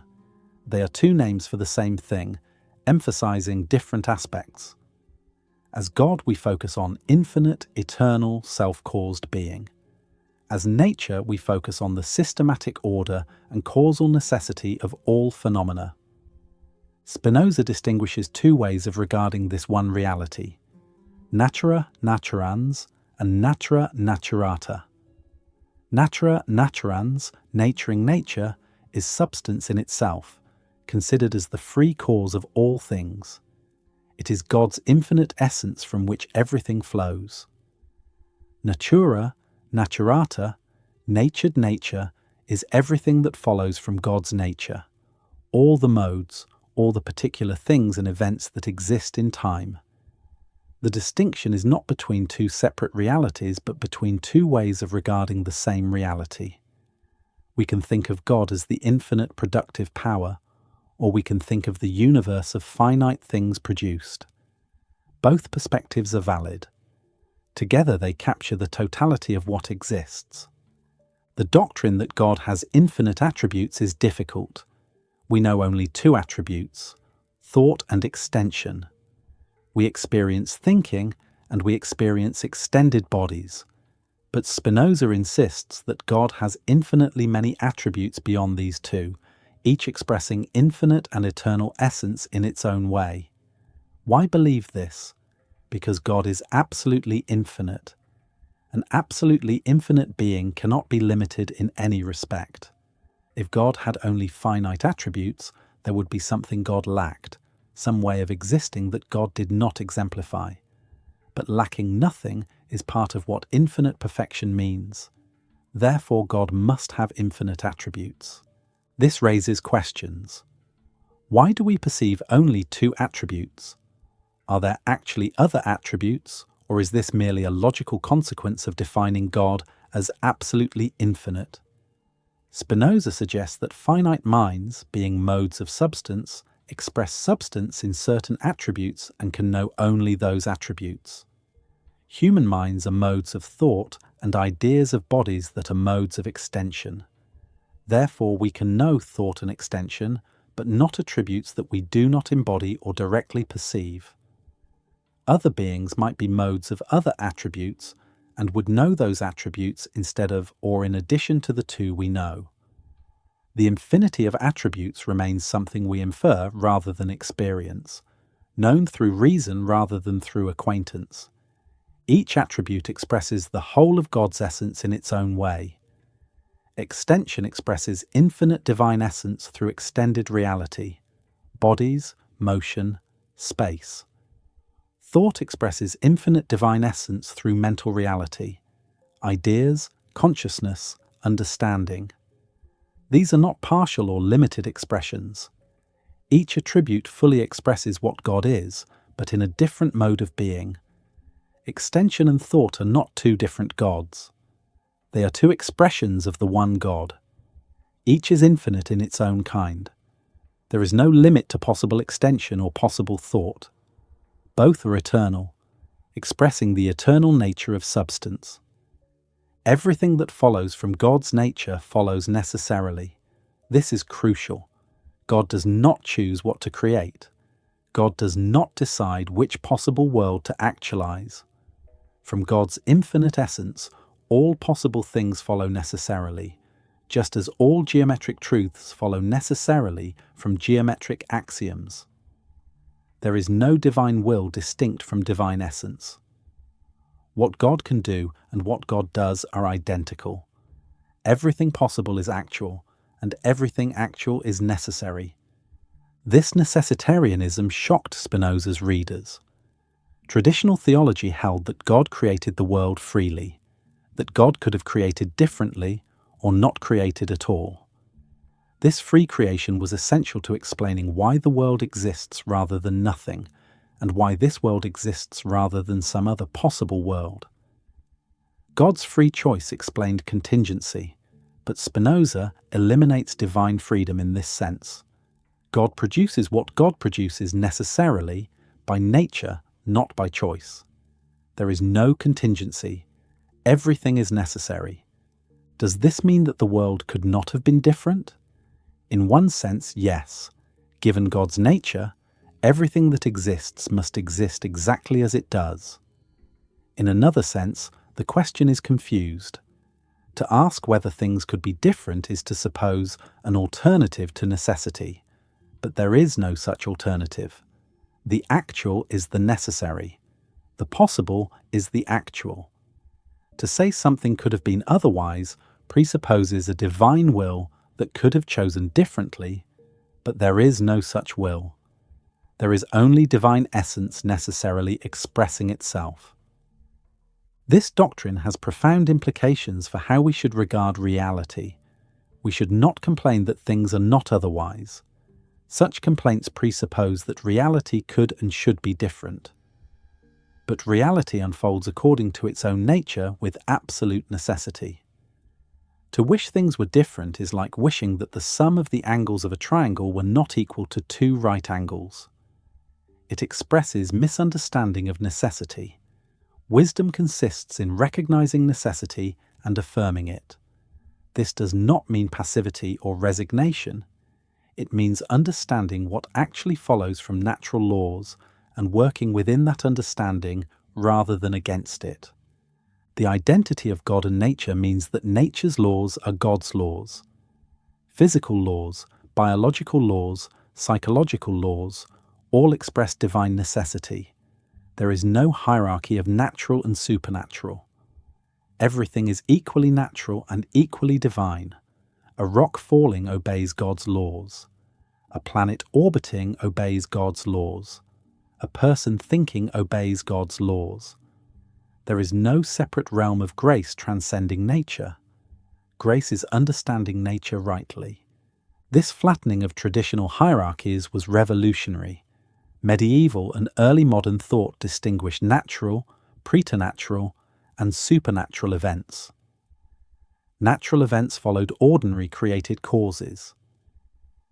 Preternatural events exceeded ordinary natural powers, but could be produced by spiritual creatures like angels or demons. Supernatural events exceeded all created power and could be caused only by God. Miracles were supernatural, divine interventions transcending natural law. This hierarchy structured religious understanding. The natural world was the realm of ordinary experience. The supernatural was the realm of divine action, accessible only through faith and revelation. Spinoza collapses this structure. There is no supernatural, there is only nature. What people call miracles are either natural events misunderstood or fictions. God cannot violate natural law because natural law is the expression of God's essence. For God to violate natural law would be for God to contradict his own nature, which is impossible. The stories of the sun standing still, the sea parting, the dead rising, these are either metaphors, natural events described in vivid language, or simply false. Taking them as literal supernatural interventions misunderstands both God and nature. This view eliminates the traditional grounds for revealed religion. If God cannot violate natural law, there are no miracles validating prophetic claims. If God is not a person with intentions and purposes, there is no divine will issuing commands. If everything follows necessarily from God's nature, there is no room for special revelations to chosen peoples at particular times. The Torah, the Gospels, the Quran, these are human documents reflecting their author's understanding and cultural context, not supernatural communications from a transcendent deity. Spinoza develops these implications in the theological political treatise, arguing for historical critical reading of Scripture. The Bible was written by human authors in specific historical situations for specific audiences. It reflects ancient Near Eastern cosmology, the political concerns of ancient Israel, the literary conventions of its time. Reading it as direct divine revelation leads to absurdities, contradictions, primitive science, morally problematic commandments.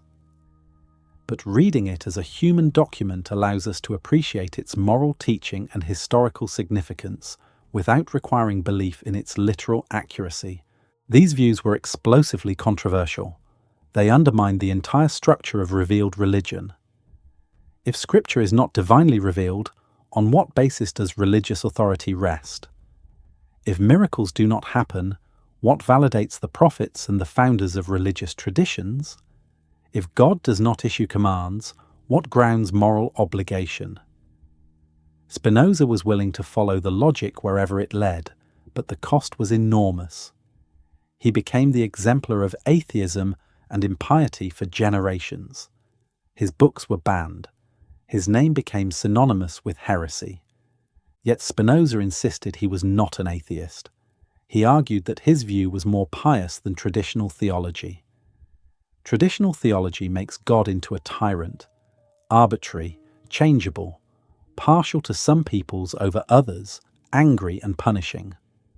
Spinoza's God is perfect, eternal, and necessary. Understanding God is not a matter of obeying commands or performing rituals, but of achieving clear, rational comprehension of nature's eternal laws. True piety is intellectual love of God, which is love of understanding truth.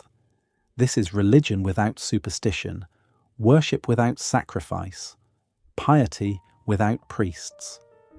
The doctrine that God acts from necessity, not from purposes, eliminates teleology from nature. Traditional Aristotelian natural philosophy explains natural processes through final causes.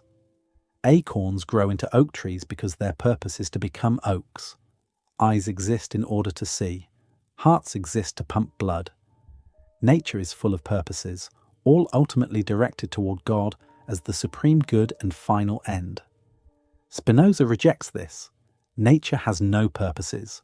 Acorns do not try to become oaks. They become oaks because that is what follows from their nature given appropriate conditions. Eyes do not exist in order to see. Sight is the activity of eyes given their structure and circumstances. Hearts do not pump blood for a purpose. Blood circulation is the natural result of cardiac structure and function. Teleological thinking arises from human psychology. We act for purposes, pursuing goals we imagine as good. We project this purposiveness onto nature, imagining that natural things also pursue goals. We then imagine that God designed nature to achieve purposes as a craftsman makes tools to serve intended functions. But this is anthropomorphism. God does not design. God does not pursue goals.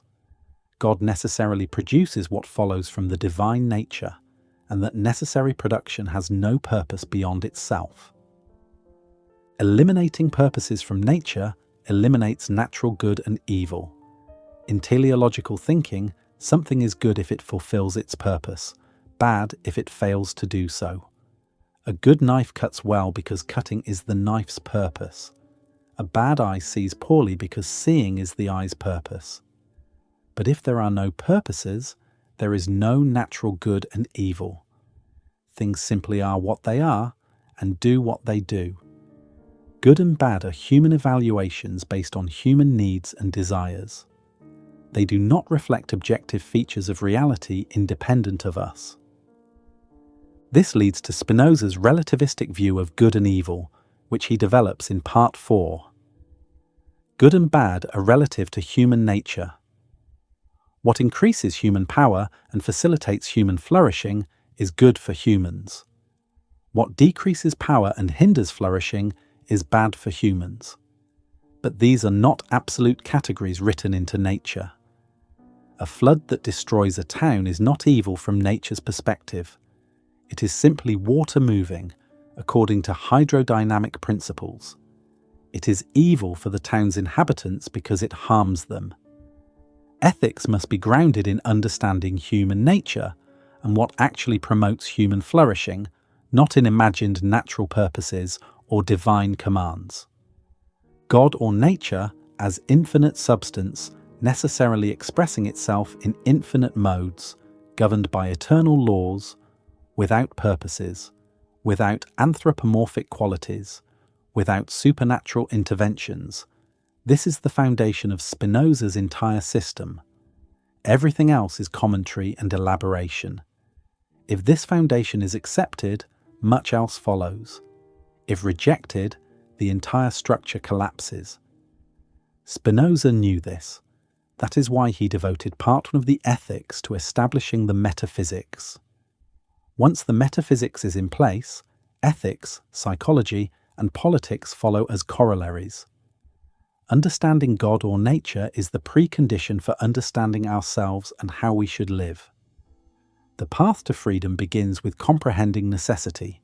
The appendix to part 1 of the Ethics is where Spinoza's voice becomes most direct. Having completed the geometric demonstrations, he steps back to address what he calls the prejudices that prevent people from understanding his arguments. These prejudices, deeply embedded in human thought, cluster around three ideas: that nature acts for purposes, that God governs the world through providence, and that miracles reveal divine will. Spinoza methodically dismantles all three. The prejudice of final causes, Spinoza argues, arises naturally from human psychology. Human beings are goal-directed. We desire food, shelter, companionship, pleasure. We act to achieve these goals. We build houses to have shelter, plant crops to have food, form societies to achieve security and cooperation. Purpose pervades our experience. We naturally project this purposiveness outward. We assume that nature also operates purposively, that events happen for reasons, that things exist to serve functions. When we discover that the sun provides warmth and light enabling life on Earth, we conclude that the sun exists for this purpose. When we discover that rain nourishes crops, we conclude that rain happens in order to make plants grow. From here, it is a short step to believing that God designed nature purposively. If natural things serve useful functions, someone must have designed them that way. The designer must be God, who created everything for human benefit or for his own glory.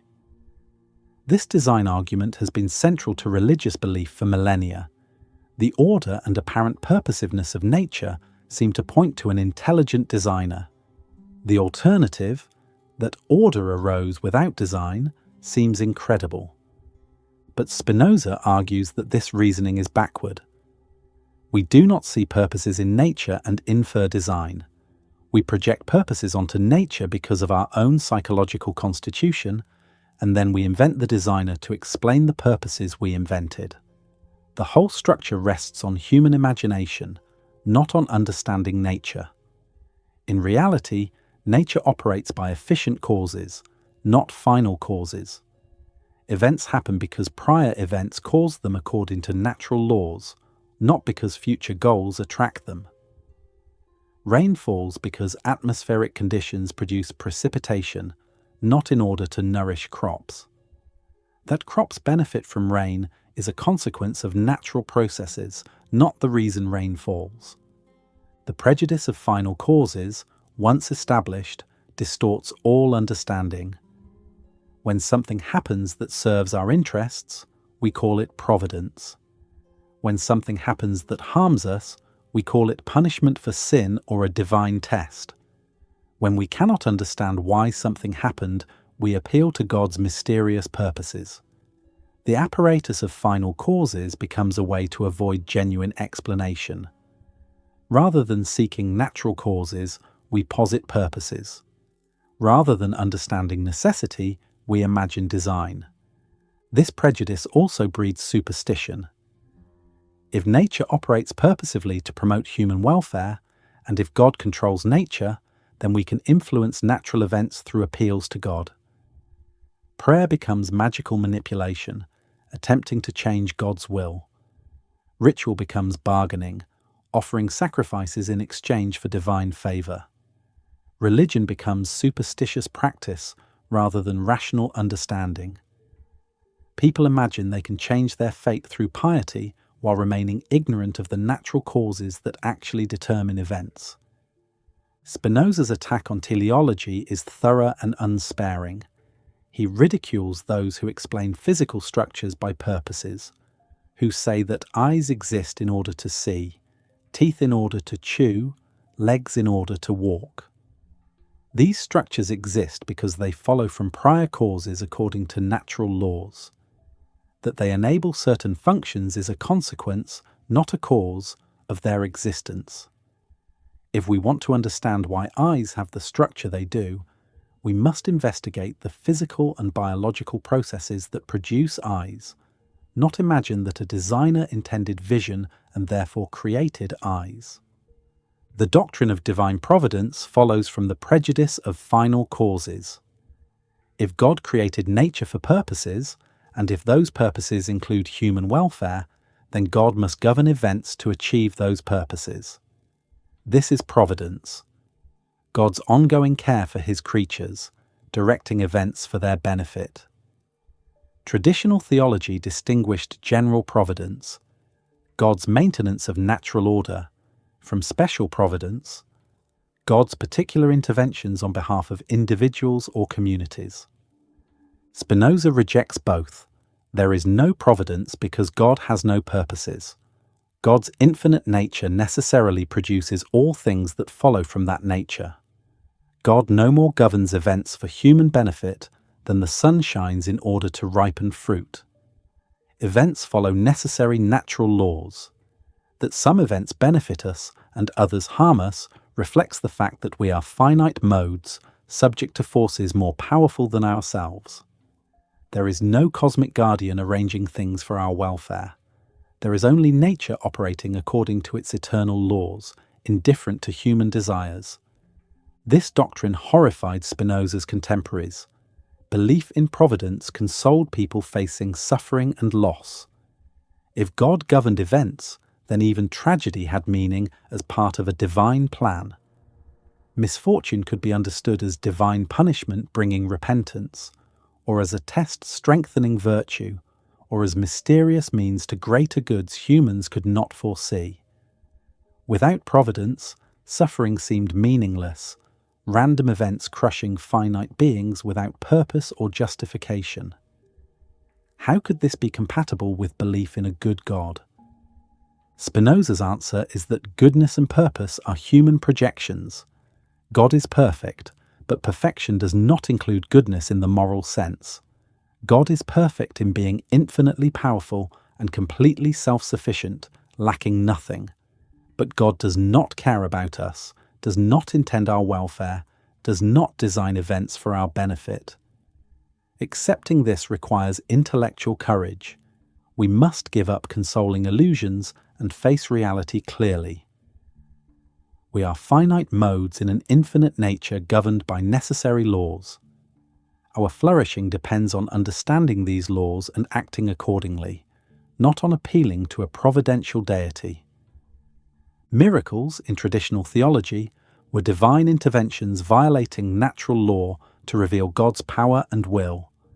The parting of the Red Sea, the sun standing still at Joshua's command, Jesus walking on water, Muhammad's night journey, these miraculous events were supposed to validate religious claims. If natural law cannot explain them, their explanation must be supernatural. They demonstrate God's transcendence over nature and his approval of the miracle workers and their messages. Spinoza argues that miracles in this sense are impossible. Natural law expresses God's eternal essence. For God to violate natural law would be for God to contradict his own nature, which is absurd. Everything that happens must follow from natural causes according to natural laws. There can be no exceptions. What then of reported miracles? Spinoza offers several possibilities. They are metaphors misunderstood as literal descriptions. They are natural events exaggerated in retelling. They are natural events that observers could not explain given limited knowledge. Or they are simply fiction. Consider the account of the sun standing still in the book of Joshua. Joshua supposedly commanded the sun to stand still so that daylight would last longer during a battle. Taken literally, this makes no sense.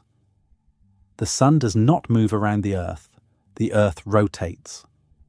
Stopping the Earth's rotation would require forces that would destroy everything on the planet's surface.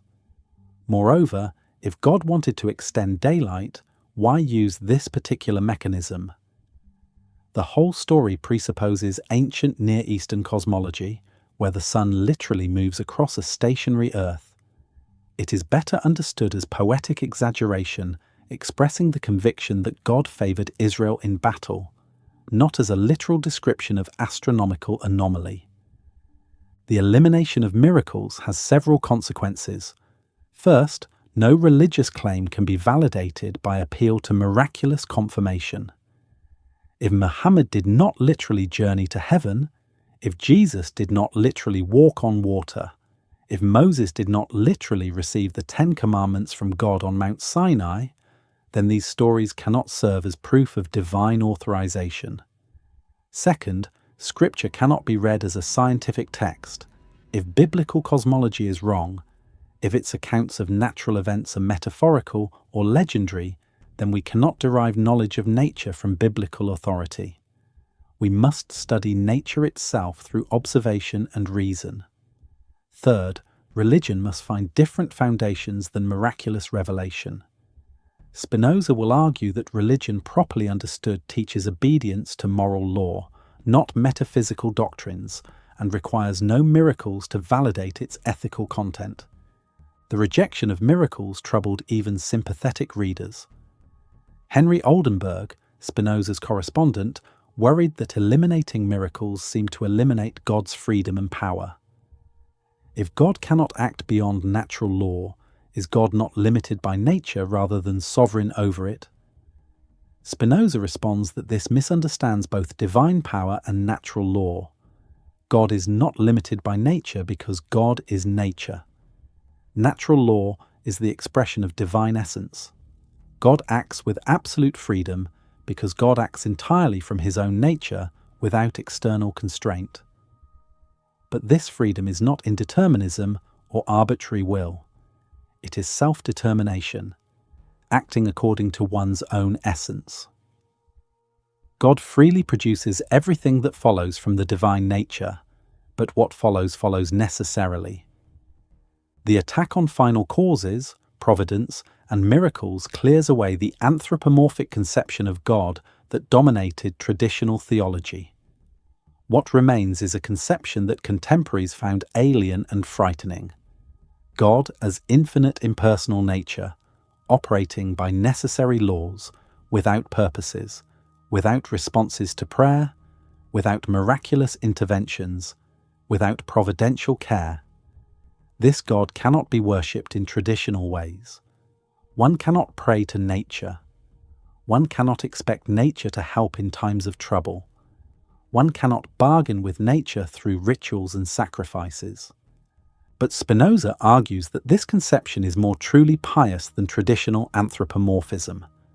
To see God as an enlarged human, intelligent, purposeful, emotional, responsive, is to reduce the infinite to the finite. It is to make God in our image rather than recognizing ourselves as expressions of divine nature.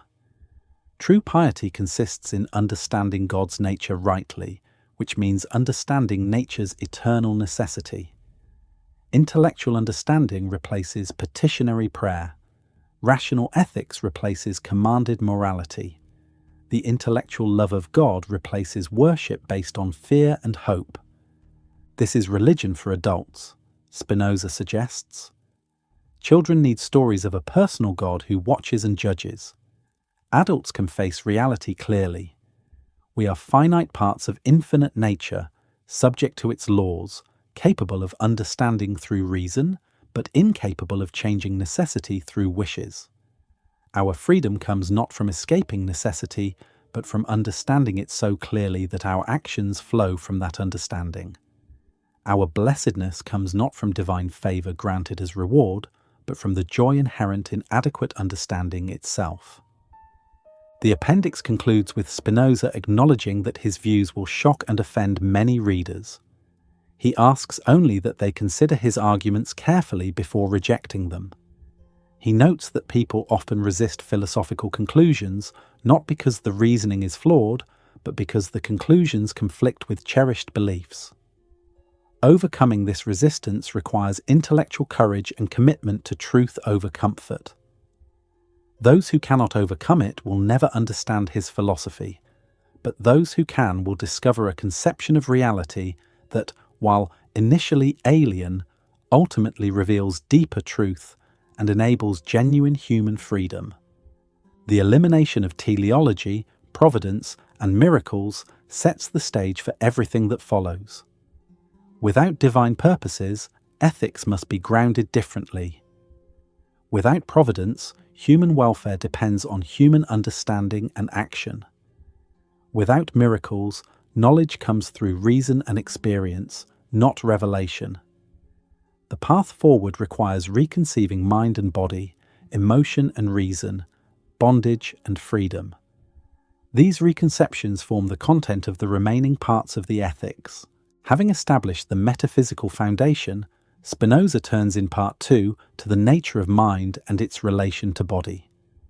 This problem had bedeviled Cartesian philosophy.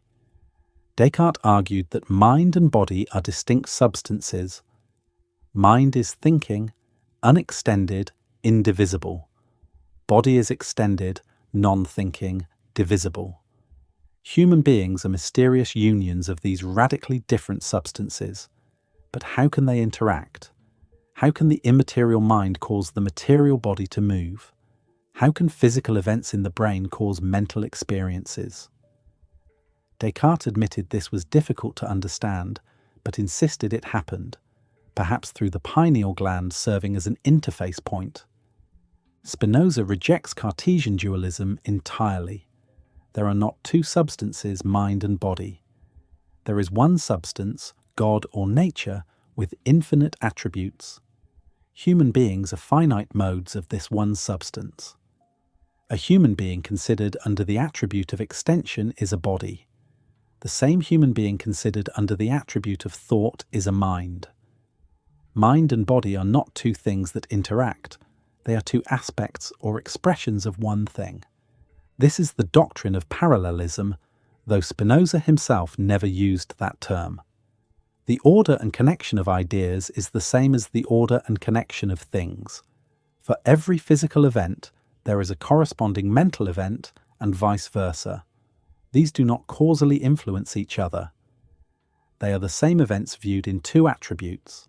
When I decide to raise my arm and my arm rises, there is not mental causation of physical motion. There is one event, me raising my arm, that can be described in mental terms as a decision or in physical terms as muscle contractions, but these descriptions refer to the same event occurring in two attributes simultaneously. Spinoza proves this by appealing to the substance monism established in Part 1.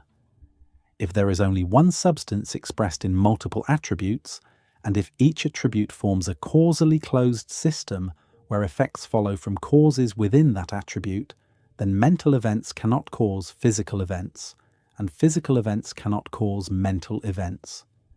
Causation runs within attributes, not between them. In extension, bodies cause and are caused by other bodies through motion and collision. In thought, ideas cause and are caused by other ideas through logical relations. But the mental and the physical do not cross over. Yet mind and body correspond perfectly because they are the same mode expressed in two attributes. The human mind is the idea of the human body. This is Spinoza's key formula. What does it mean? An idea for Spinoza is not merely a mental representation. It is a mode of the attribute thought that corresponds to a mode of the attribute extension. The idea of the body is the mental aspect of what, physically, is the body itself. Mind is what it is like, from the inside to be a body. Body is what mind looks like from the outside as extended matter. This makes mind and body necessarily connected. You cannot have a body without a mind, because having a body just is having the corresponding idea in the attribute thought. You cannot have a mind without a body, because the mind is the idea of the body. They are inseparable not because they interact, but because they are the same thing. The appearance of interaction arises from viewing one thing from two perspectives. This doctrine has striking implications. First, it eliminates the problem of mind-body interaction. There is no problem to solve because there is no interaction. Second, it makes mental states and physical states equally real. Mind is not an epiphenomenon or illusion. It is a genuine aspect of reality, just as real as physical extension. Third, it suggests that all physical systems have mental aspects. If every extended body has a corresponding idea, then everything has mind in some sense. Spinoza accepts this. A stone has a mind in the sense that there is an idea corresponding to the stone's physical existence. This does not mean the stone is conscious or thinks. It means merely that the stone, as a mode of extension, has a corresponding mode in thought. Fourth, the complexity of mind corresponds to the complexity of body. Human minds are vastly more complex than stone minds because human bodies are vastly more complex than stones. The human body is an intricate organization of multiple systems: circulatory, respiratory, nervous, digestive, all coordinated. The corresponding human mind reflects this complexity in its capacities for sensation, imagination, reasoning, emotion, memory. A simple body like a stone, with minimal internal differentiation, has a correspondingly simple mind. This explains the hierarchy of mental capacities in nature without requiring a separate soul infused by God. Mental complexity emerges from physical complexity because mind and body are two aspects of one thing. The parallelism doctrine allows Spinoza to explain mental phenomena in physical terms and physical phenomena in mental terms, interchangeably. Why do I feel pain when my body is injured? Not because the injury causes the pain, but because the pain and the injury are the same event. The injury, physically, is tissue damage and neural signals. The same event, mentally, is the experience of pain. Why does my arm move when I decide to raise it? Not because the decision causes the motion, but because the decision and the motion are the same event. What I experience mentally as deciding to raise my arm is the same event that, physically, is the neural and muscular activity that raises it. This sounds strange to common sense, which strongly intuits that mental states cause physical actions. I decide to stand, and this decision causes my standing. How can Spinoza deny such obvious causation? He would say that the apparent causation is really correlation. When you think carefully, you realize you have no idea how a decision could cause muscle contractions. The mental and physical seem utterly different. What mechanism could bridge them? Descartes admitted he could not explain it. Spinoza solves the problem by denying there is anything to explain. The decision and the standing are not cause and effect. They are two descriptions of one event. In the attribute of thought, there is a chain of ideas culminating in the decision to stand. In the attribute of extension, there is a chain of physical events culminating in standing up. These two chains run parallel, necessarily correlated, because they are the same chain viewed in two attributes. Modern philosophy of mind has extensively debated parallelism and its variants like epiphenomenalism and property dualism. Spinoza's version differs from these. Epiphenomenalism makes mental states caused by physical states but causally inert themselves. Property dualism makes mental and physical properties different properties of one substance but leaves open whether they interact. Spinoza's parallelism makes mental and physical not merely correlated but identical, two expressions of one reality. This identity grounds the perfect correlation while preserving the causal closure of each attribute. The mind's nature as idea of the body has further implications. First, the mind knows the body immediately. I do not infer my body's existence from sensations. My consciousness of my body's states is direct because my mind is the idea of my body. Second, the mind knows external bodies only insofar as they affect my body. When I see a tree, I am not directly aware of the tree itself, but of how the tree's reflected light affects my eyes and visual cortex. The mind perceives modifications of its own body caused by external bodies. This limits what the mind can know through sensory experience and explains why such knowledge is confused and inadequate. Third, the mind's complexity and capabilities depend entirely on the body's complexity and capabilities. A mind connected to a simple body will be capable of little. A mind connected to a complex, healthy body will be capable of much. This makes physical health and development crucial for mental development. It also suggests that improving the body's functioning will improve the mind's functioning.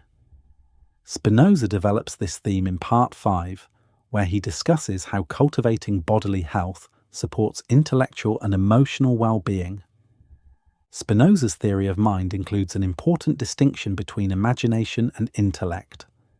Imagination is the mind's awareness of its body's states as affected by external bodies. When I imagine a tree, my mind perceives the effects of the tree on my body's sensory organs. This knowledge is necessarily confused because it mixes together information about the external body, about my body's sensory apparatus, and about the interaction between them. I do not clearly distinguish what belongs to the tree, what to my eyes, and what to their interaction. Imagination gives knowledge of how things appear to me, not of how things are in themselves. Intellect, by contrast, is the mind's capacity to form adequate ideas, ideas that are clear, complete, and self-evidently true. These include common notions, ideas that apply to all bodies, like extension, motion, rest, proportion. They include adequate understanding of causes and effects. They include mathematical and logical truths. Intellectual knowledge, unlike imaginative knowledge, is not confused with bodily states. It grasps things as they truly are, through their causes and essential properties. The distinction between imagination and intellect corresponds to two of Spinoza's three kinds of knowledge, which he outlines in Part 2. The first kind of knowledge, opinion, or imagination comes from random experience and hearsay. It is confused and inadequate. Most human knowledge is of this kind. We believe things because we heard them or because they seem to be true from limited experience. This knowledge is unreliable and often false. The second kind of knowledge, reason, consists of common notions and adequate ideas of the properties of things. It proceeds from adequate ideas of causes to adequate ideas of effects. It is universal and necessary. Mathematical knowledge is paradigmatic. When I understand that the angles of a triangle sum to two right angles, I understand necessarily and universally.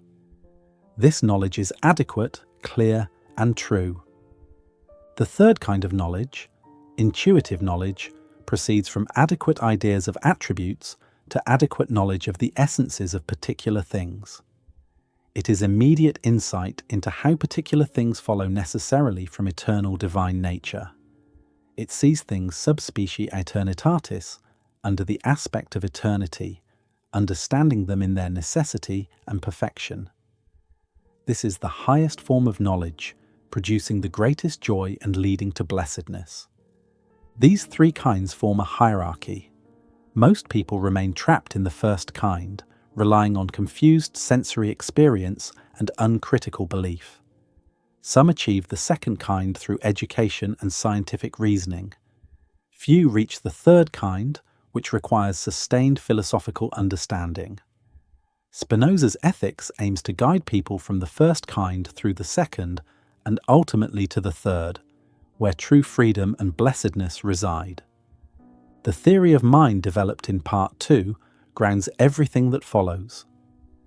Understanding that mind and body are one thing expressed in two attributes eliminates pseudo-problems about interaction. Understanding that the mind is the idea of the body explains both the mind's immediate self-knowledge and the confusion of sensory knowledge. Understanding the three kinds of knowledge provides a map for intellectual and ethical progress. The path from bondage to freedom is the path from imagination through reason to intuitive knowledge, from confused awareness through scientific understanding to seeing all things in their eternal necessity. Spinoza's epistemology, his theory of knowledge, is inseparable from his ethics. How we know determines what we can become. The progression through three kinds of knowledge is simultaneously intellectual development and ethical transformation. To rise from imagination to reason to intuitive knowledge is to move from bondage to freedom, from servitude to passion, toward mastery through understanding. The first kind of knowledge, which Spinoza calls opinion or imagination, is the knowledge of everyday life. It comes from sensory experience and from testimony. I believe the sun rises and sets because I see it appear and disappear. I believe Caesar crossed the Rubicon because I heard or read this from sources I trust. I believe fire is hot because I have experienced heat when near fire. This knowledge is not entirely false. Sensory experience and reliable testimony provide information adequate for practical navigation of the world, but such knowledge is confused and inadequate. It does not grasp things through their causes. It represents effects without understanding why they occur. Consider sensory perception. When I see a tree, I receive sensory impressions, colors, shapes, visual texture. These impressions result from complex causal processes. Light from the sun reflects off the tree's surface. The reflected light enters my eyes, stimulating photoreceptor cells. Neural signals travel to my brain, where processing generates visual experience. My visual awareness of the tree is the end result of this causal chain, but my awareness does not distinguish these components. I am not separately aware of sunlight, surface properties, retinal stimulation, and neural processing. I simply see a tree. This makes sensory knowledge confused. It mixes together the tree's properties, the light's properties, my eye's properties, and the interaction of all these without differentiating them. I do not know which aspects of my experience belong to the tree itself, and which to the conditions of observation. Is the tree really green, or does green exist only in my visual experience? Does the tree really have the shape I see, or does the shape depend on my viewing angle? Sensory knowledge gives me information about how things affect me, not about what things are in themselves. Knowledge from testimony is similarly limited. I believe many things on authority without understanding why they are true. I believe the Earth orbits the Sun because astronomers tell me so, but I do not understand the orbital mechanics. I believe water is H2O because I learned this in school, but I do not understand the chemical bonding. This hearsay knowledge can be true, but it is not genuine understanding. I have memorized claims without grasping their grounds. If challenged, I could only appeal to authority, not to reasons I myself comprehend. The inadequacy of the first kind of knowledge does not make it worthless. We need sensory experience to navigate the physical world. We need testimony to learn from others' experience and expertise. But relying exclusively on this kind of knowledge keeps us in bondage. We are tossed about by impressions and opinions we do not understand. We believe things because they seem true, or because authorities say so, not because we have grasped their necessity. We are at the mercy of appearances that shift with circumstances and of reports that may be false. The second kind of knowledge, reason, achieves adequacy through common notions and logical demonstration. Common notions are ideas that apply universally because they capture features present in all bodies and all minds. Extension is a common notion. All bodies are extended. Motion is a common notion. All bodies move or are at rest. The laws of physics are common notions in Spinoza's sense. They apply to all physical systems. These notions are adequate because they do not depend on the particular conditions of observation. They grasp features that belong to things in themselves, not merely to appearances. From common notions, reason proceeds through demonstration. If all bodies have extension, and if extended things have certain properties, then all bodies have those properties. If motion follows certain laws, then any moving body will behave according to those laws. Reason builds chains of inference from adequate premises to necessary conclusions. The paradigm is mathematics. Euclidean geometry begins with definitions and axioms, common notions about space and shape, and derives theorems through logical demonstration. Each step follows necessarily from previous steps. The conclusions are universal and eternal, true in all times and places. Scientific knowledge exemplifies the second kind of knowledge. When Newton formulated the laws of motion and gravitation, he provided adequate understanding of why planets orbit as they do. The orbits are no longer mere observed regularities, facts accepted because we see them happen. They are necessary consequences of gravitational force and inertia. Understanding the laws gives us rational comprehension of phenomena. We can predict, explain, and manipulate based on this understanding. This is genuine knowledge, not confused opinion. Spinoza himself practiced the second kind of knowledge in developing his philosophical system. The geometric method of the ethics embodies rational demonstration. Definitions and axioms establish adequate foundations. Propositions follow through logical inference. Each step is justified. The conclusions claim necessity, not mere probability. To understand Spinoza's philosophy is to work through these demonstrations, seeing how conclusions follow from premises. This is rational knowledge, achieving the clarity and necessity that sensory experience cannot provide. Yet even the second kind of knowledge has limitations. It grasps universals but not particulars. It knows laws but not individual essences. Physics tells me how bodies in general behave, but does not give me adequate knowledge of this particular body in its uniqueness. Mathematics tells me about triangles in general, but not about the singular triangle I am examining. Reason achieves truth through generalization and abstraction. It loses the concrete individual in the universal category. The third kind of knowledge, intuitive knowledge, transcends this limitation. It proceeds from adequate knowledge of attributes to adequate knowledge of the essence of particular things. It sees how this singular individual follows necessarily from God's eternal nature. It grasps the particular not as an instance of a universal, but as a unique expression of infinite substance. This is seeing things sub specie Aeternitatis, under the aspect of eternity. What does this mean? To see something under the aspect of eternity is to see it not as a contingent fact, not as something that happens to exist at this time, but as a necessary expression of eternal divine nature.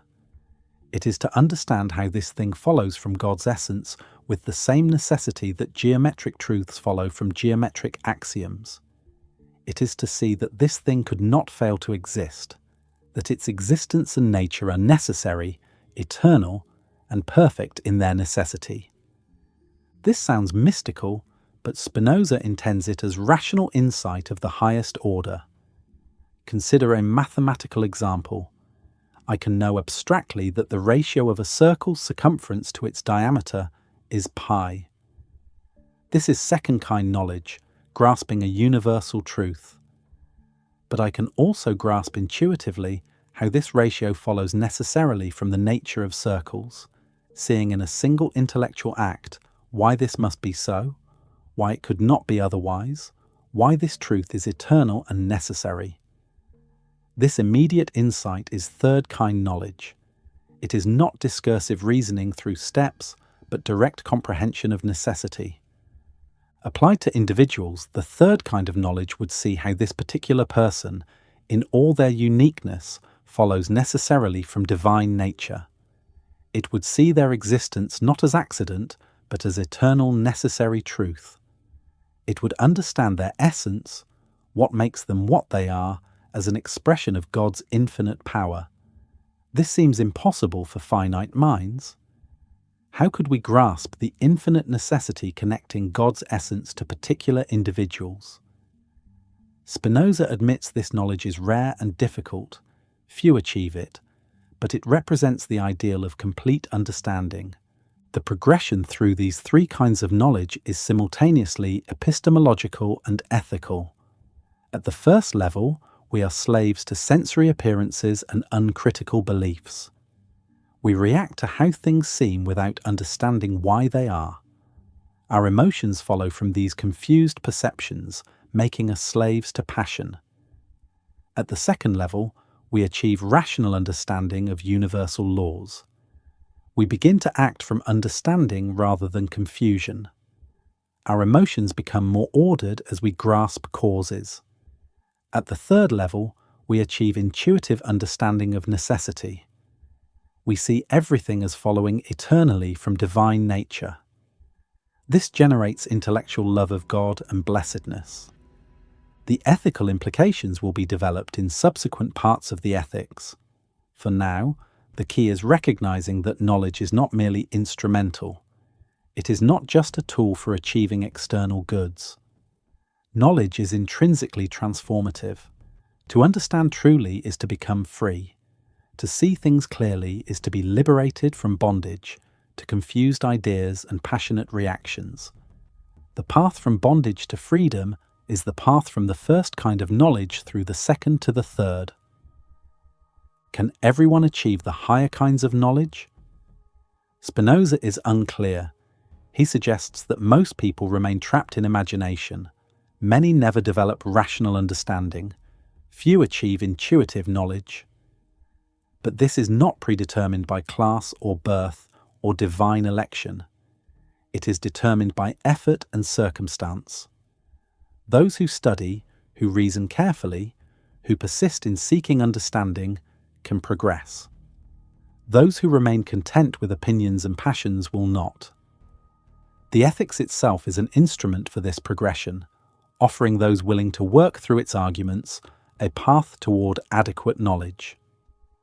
The theory of knowledge grounds Spinoza's critique of religion as ordinarily practiced.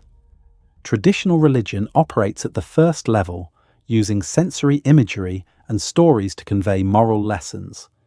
It appeals to imagination, pictures of heaven and hell, stories of miracles, anthropomorphic images of God. This can be pedagogically effective for those incapable of abstract reasoning. But it is not genuine knowledge. It is metaphor and fiction designed to promote obedience. True religion would be rational understanding of nature's laws and of what genuinely promotes human flourishing. It would operate at the second or third level, using reason and intuition rather than imagination. The three kinds of knowledge also explain why people resist Spinoza's philosophy. His conclusions violate common sense and traditional belief, both rooted in the first kind of knowledge. Sensory experience suggests mind and body interact.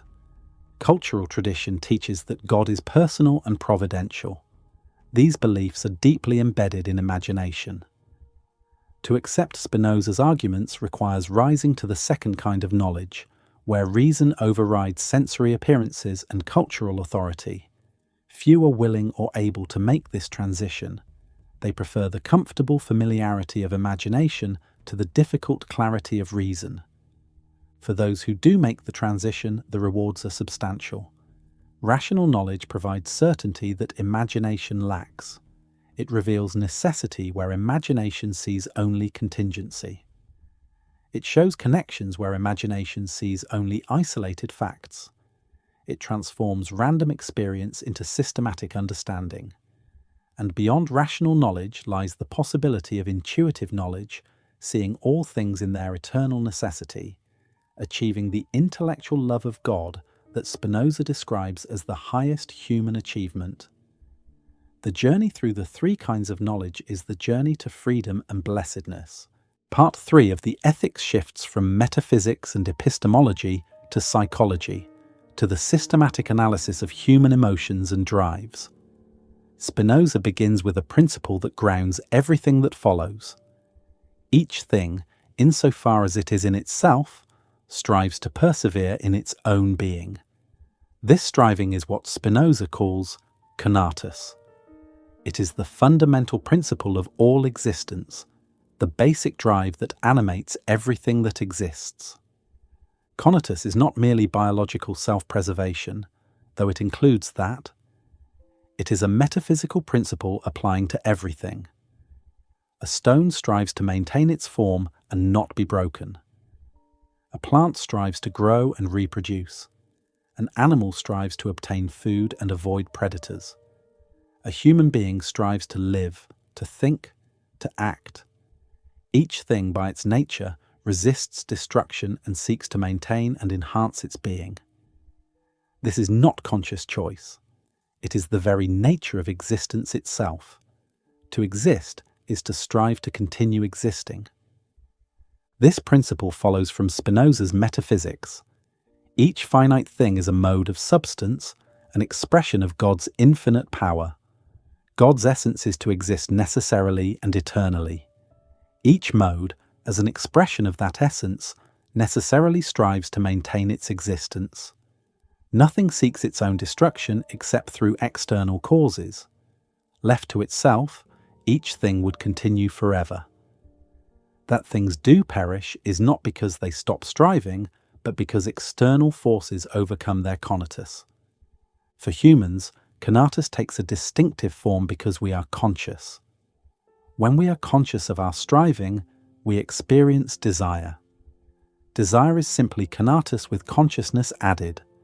It is the felt urge to obtain what we believe will maintain or enhance our being. Spinoza makes desire one of the three primary affects from which all others derive. The other two are joy and sadness. Joy is the passage from lesser to greater perfection, from less to more power. Sadness is the passage from greater to lesser perfection, from more to less power. These definitions need unpacking. What is perfection? Not moral goodness, but power, capacity to act and to exist. A person is more perfect when more healthy, capable, active, understanding. Less perfect when sick, weak, passive, confused. Joy accompanies increase in this power. Sadness accompanies decrease. These are not merely feelings, but real transitions in one's state. When I recover from illness, I move from lesser to greater power, and this transition is joy. When I become ill, I move from greater to lesser power, and this transition is sadness. From these three primary affects, desire, joy, and sadness, Spinoza systematically derives all other emotions.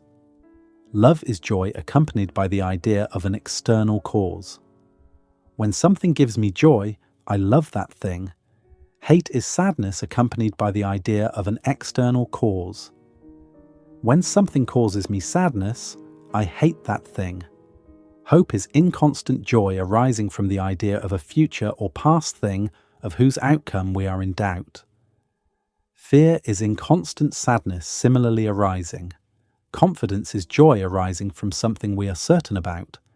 Despair is sadness arising from the same. Spinoza works through dozens of emotions, showing how each can be understood as a combination or variation of the basic three. Pride is joy accompanied by an idea of some action of ours which we imagine that others praise. Humility is sadness from the idea of some weakness in ourselves. Pity is sadness accompanied by an idea of evil which has happened to another whom we imagine similar to ourselves. emulation is the desire for something generated in us from imagining that others have the same desire. The analysis is methodical and comprehensive, treating emotions as natural phenomena subject to systematic classification and explanation. This naturalistic approach to emotions was revolutionary. Traditional philosophy and theology treated emotions morally, dividing them into virtuous and vicious. The passions were often viewed as irrational disturbances of the soul, requiring suppression through will or grace. Stoic philosophy counseled elimination of passion to achieve tranquility. Christian theology saw passions as consequences of sin, requiring divine aid to overcome. Spinoza rejects this moral framework. Emotions are natural phenomena, modifications of the mind that increase or decrease our power of acting. They are neither good nor evil in themselves, just as a storm is neither good nor evil. They simply are. However, Spinoza distinguishes passive and active effects. Passive effects arise from inadequate ideas. They are things that happen to us because we do not understand their causes. When I feel jealous because someone else receives attention I wanted, this jealousy is passive. It arises from confused ideas about what affects my well-being and about my relationship to others. I do not understand adequately why I feel as I do. The emotion controls me rather than my controlling it. Active effects arise from adequate ideas. They are states we produce through understanding. When I feel joy from understanding a philosophical truth, this joy is active. It flows from my own adequate ideas, not from external causes I do not comprehend. I am the adequate cause of this joy. It expresses my nature, my power of thinking and understanding. Active effects constitute our freedom. Passive effects constitute our bondage. The Conatus principle explains why we experience the emotions we do. We love what increases our power and hate what decreases it. We desire what we believe will enhance our being and avoid what we believe will diminish it. These responses are not arbitrary preferences. They flow necessarily from our nature as beings who strive to persevere. An emotion is rational or irrational, beneficial or harmful, depending on whether the ideas underlying it are adequate or inadequate. If I love something because I adequately understand that it truly increases my power, this love is rational. If I love something because I confusedly imagine it will help me when it actually harms me, this love is irrational. Spinoza's analysis has practical import. If emotions arise from ideas, then changing emotions requires changing ideas. We cannot simply will ourselves to feel differently. The Stoic ideal of eliminating passions through force of will is impossible. Passions can be overcome only by contrary passions or by adequate understanding that generates different emotions. If I fear death because I have confused ideas about what death is, I can overcome this fear only by acquiring adequate understanding of death's nature and necessity. The path from passive to active effects is the path from inadequate to adequate ideas. The Conatus principle also grounds Spinoza's ethics in a non-traditional way. Good and evil are not absolute divine commands or natural purposes. They are relative to human striving. What increases human power is good for humans. What decreases it is bad. This makes ethics naturalistic and empirical. To determine what is good, we must understand human nature and what actually enhances human flourishing. We cannot simply consult scripture or tradition. We must reason from adequate understanding of what humans are and what facilitates their conatus. Different things have different conatus because they have different natures. A plant's conatus drives it towards sunlight and water. A carnivore's conatus drives it to hunt prey. A human's conatus, because humans are rational beings, drives toward understanding and rational activity. What is good for a plant is not necessarily good for a human. What is good for one human may not be good for another, with different constitutional circumstances, yet there are commonalities. All humans share a basic nature as finite modes of substance, as bodies needing nutrition and health, as minds capable of reason.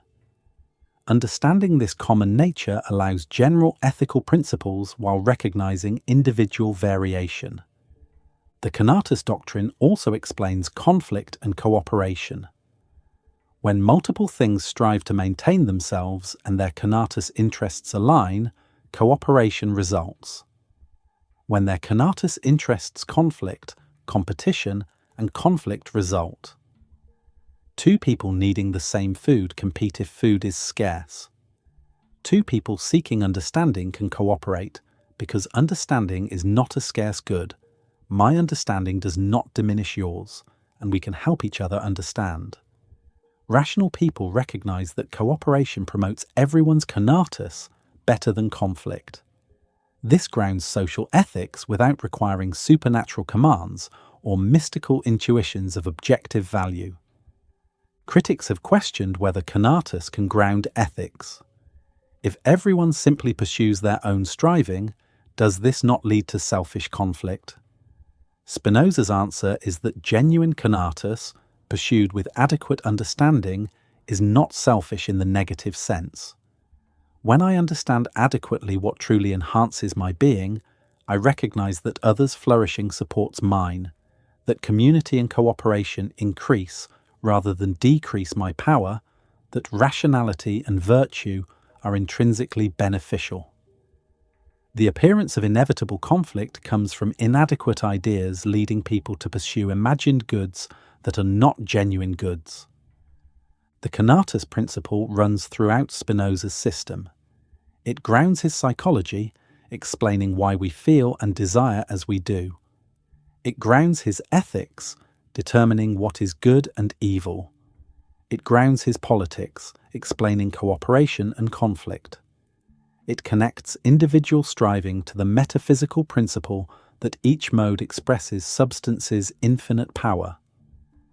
Everything that exists strives to exist because existence is the fundamental expression of God or nature.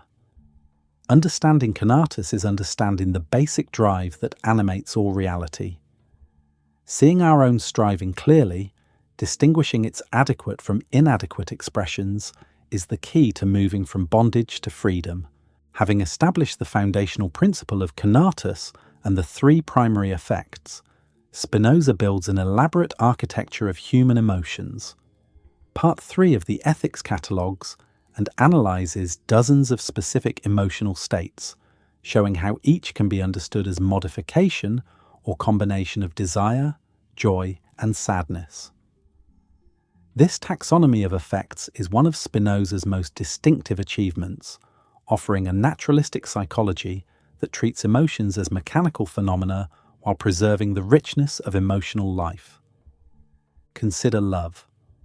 Spinoza defines it as joy, accompanied by the idea of an external cause. When something causes joy, increasing our power or perfection, we experience love toward that thing.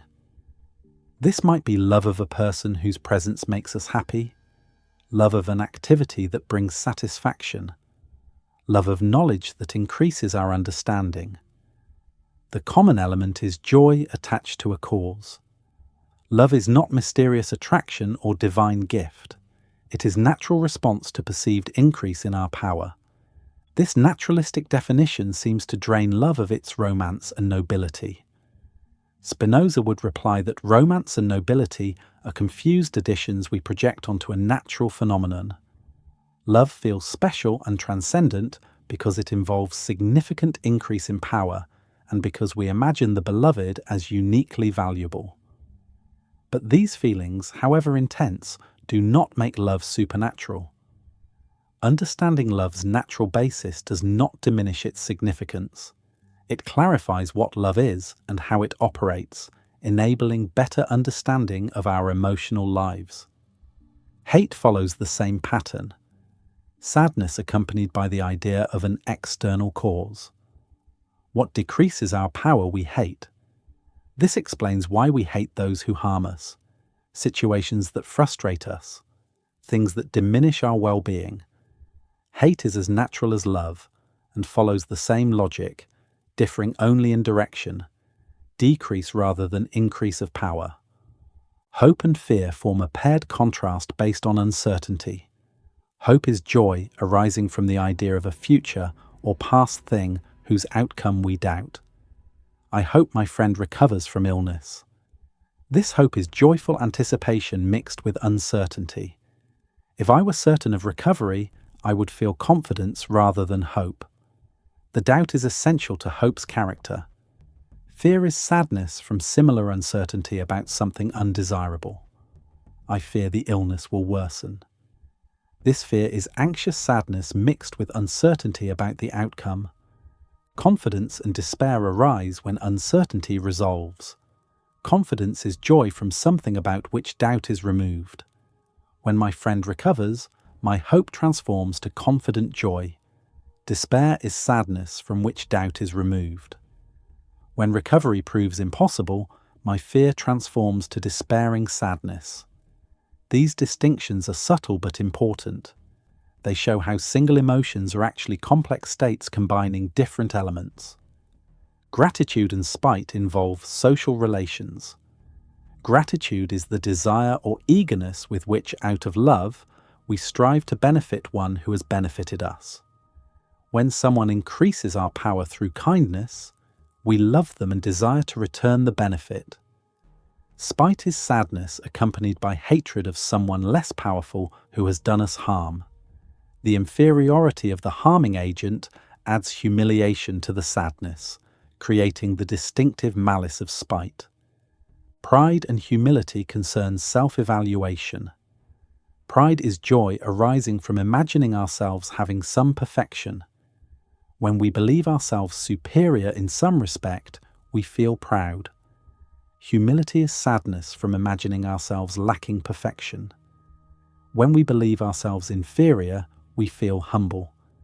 Spinoza analyzes these carefully, noting that excessive pride and humility arise from inadequate ideas. We overestimate our capacities or underestimate them because we do not know ourselves adequately. Shame and glory involve others' evaluations. Shame is sadness from imagining that others blame some action we've done. Glory is joy from imagining that others praise our action. These emotions depend on imagining others' thoughts, which is necessarily inadequate knowledge since we cannot directly know what others think.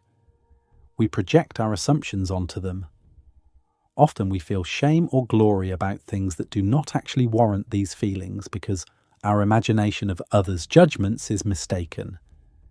Envy, emulation, and related emotions involve comparison with others. Envy is hate towards someone who enjoys a good we desire but lack. The envious person feels sadness at another's joy. This is irrational from one perspective. Another's good does not diminish ours unless goods are zero-sum. But envy follows naturally from confused ideas about our Conatus. If I believe my flourishing requires being superior to others or possessing what they have, then others' success diminishes my perceived standing. Adequate understanding would dissolve envy by revealing that genuine goods are not diminished by sharing. Emulation is desire to have something because we imagine others having it. When others pursue something, we imagine it must be good and desire it ourselves. This can be beneficial if others truly desire something good, leading us to recognize goods we might have overlooked. But it can be harmful if we blindly imitate desires that do not serve our genuine Conatus. Much human striving involves emulation, wanting things because others want them, not because we have adequately understood whether they serve our flourishing. Spinoza's catalogue continues through dozens of effects: pity, indignation, disdain, ambition, lust, avarice, drunkenness, greed, cruelty. Each is analysed in terms of joy, sadness, and the ideas accompanying these affects. The analysis is impressively systematic, showing how complex emotional states emerge from simple components combined in various ways. The method recalls chemical analysis, breaking compound substances into elements. The practical upshot is that understanding emotions requires understanding the ideas that underlie them. Every emotion involves judgment. When I feel afraid, I judge something to be dangerous. When I feel proud, I judge myself to possess some excellence. When I feel grateful, I judge that someone benefited me. These judgments may be adequate or inadequate. Often they are inadequate, based on confused perception and imagination, rather than clear understanding. Changing emotions thus requires examining and correcting these judgments. Consider jealousy, which Spinoza analyzes as a variation of envy applied to love relationships. If I love someone and imagine them loving another, I feel sadness, jealousy. This sadness arises from inadequate ideas. I imagine that love is scarce, that the beloved's affection for another diminishes affection for me, that I possess, or should possess, exclusive right to the beloved's attention. These ideas may be partially true. Attention is limited, and divided attention may indeed reduce what I receive. But they are inadequate because they misunderstand love's nature and misrepresent my actual interests. With adequate understanding, I would recognize that genuine love, grounded in shared rational activity and mutual increase of power, is not diminished by the beloved's other attachments. I would recognize that possessive attitudes arise from insecurity rooted in inadequate self-understanding. I would recognize that jealousy itself decreases my power, creating sadness and conflict where joy and cooperation could exist. This understanding would not automatically eliminate jealousy. Emotions cannot be destroyed by mere recognition, but it would generate contrary affects based on adequate ideas. These contrary affects could gradually overcome the jealous feelings as my understanding deepens. This method applies to all problematic emotions: anger, fear, hatred, envy. These can be moderated through understanding their causes and recognizing the inadequate ideas underlying them. This is not repression. Spinoza does not counsel suppressing emotions. He counsels understanding them, which naturally generates different emotions based on adequate ideas. The goal is not emotionlessness, but transformation of passive affects into active ones. Active affects arising from adequate ideas include forms of joy and love based on understanding. When I understand a truth clearly and feel joy from this understanding, my joy is active. It flows from my own rational nature, not from external causes I do not comprehend.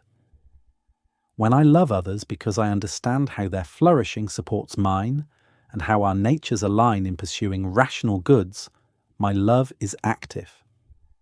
It expresses my nature adequately rather than being confused response to imagined goods. The architecture of emotions that Spinoza constructs serves multiple purposes. Intellectually, it demonstrates that emotions can be understood systematically as natural phenomena. Practically, it provides tools for examining our own emotional lives.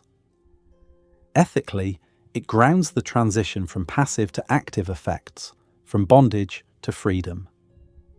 Understanding how emotions arise from ideas and how ideas can be adequate or inadequate makes possible the project of Part 4 and 5. Diagnosing human bondage and prescribing the path to freedom. If you've made it this far, thank you for listening. I'd be glad to hear your thoughts in the comments. If you'd like more of this kind of content, please subscribe to Sleepy Philosophy Radio. And if you want to support the channel, you can become a member or use the links in the description. Either way, I appreciate you being here. Take care.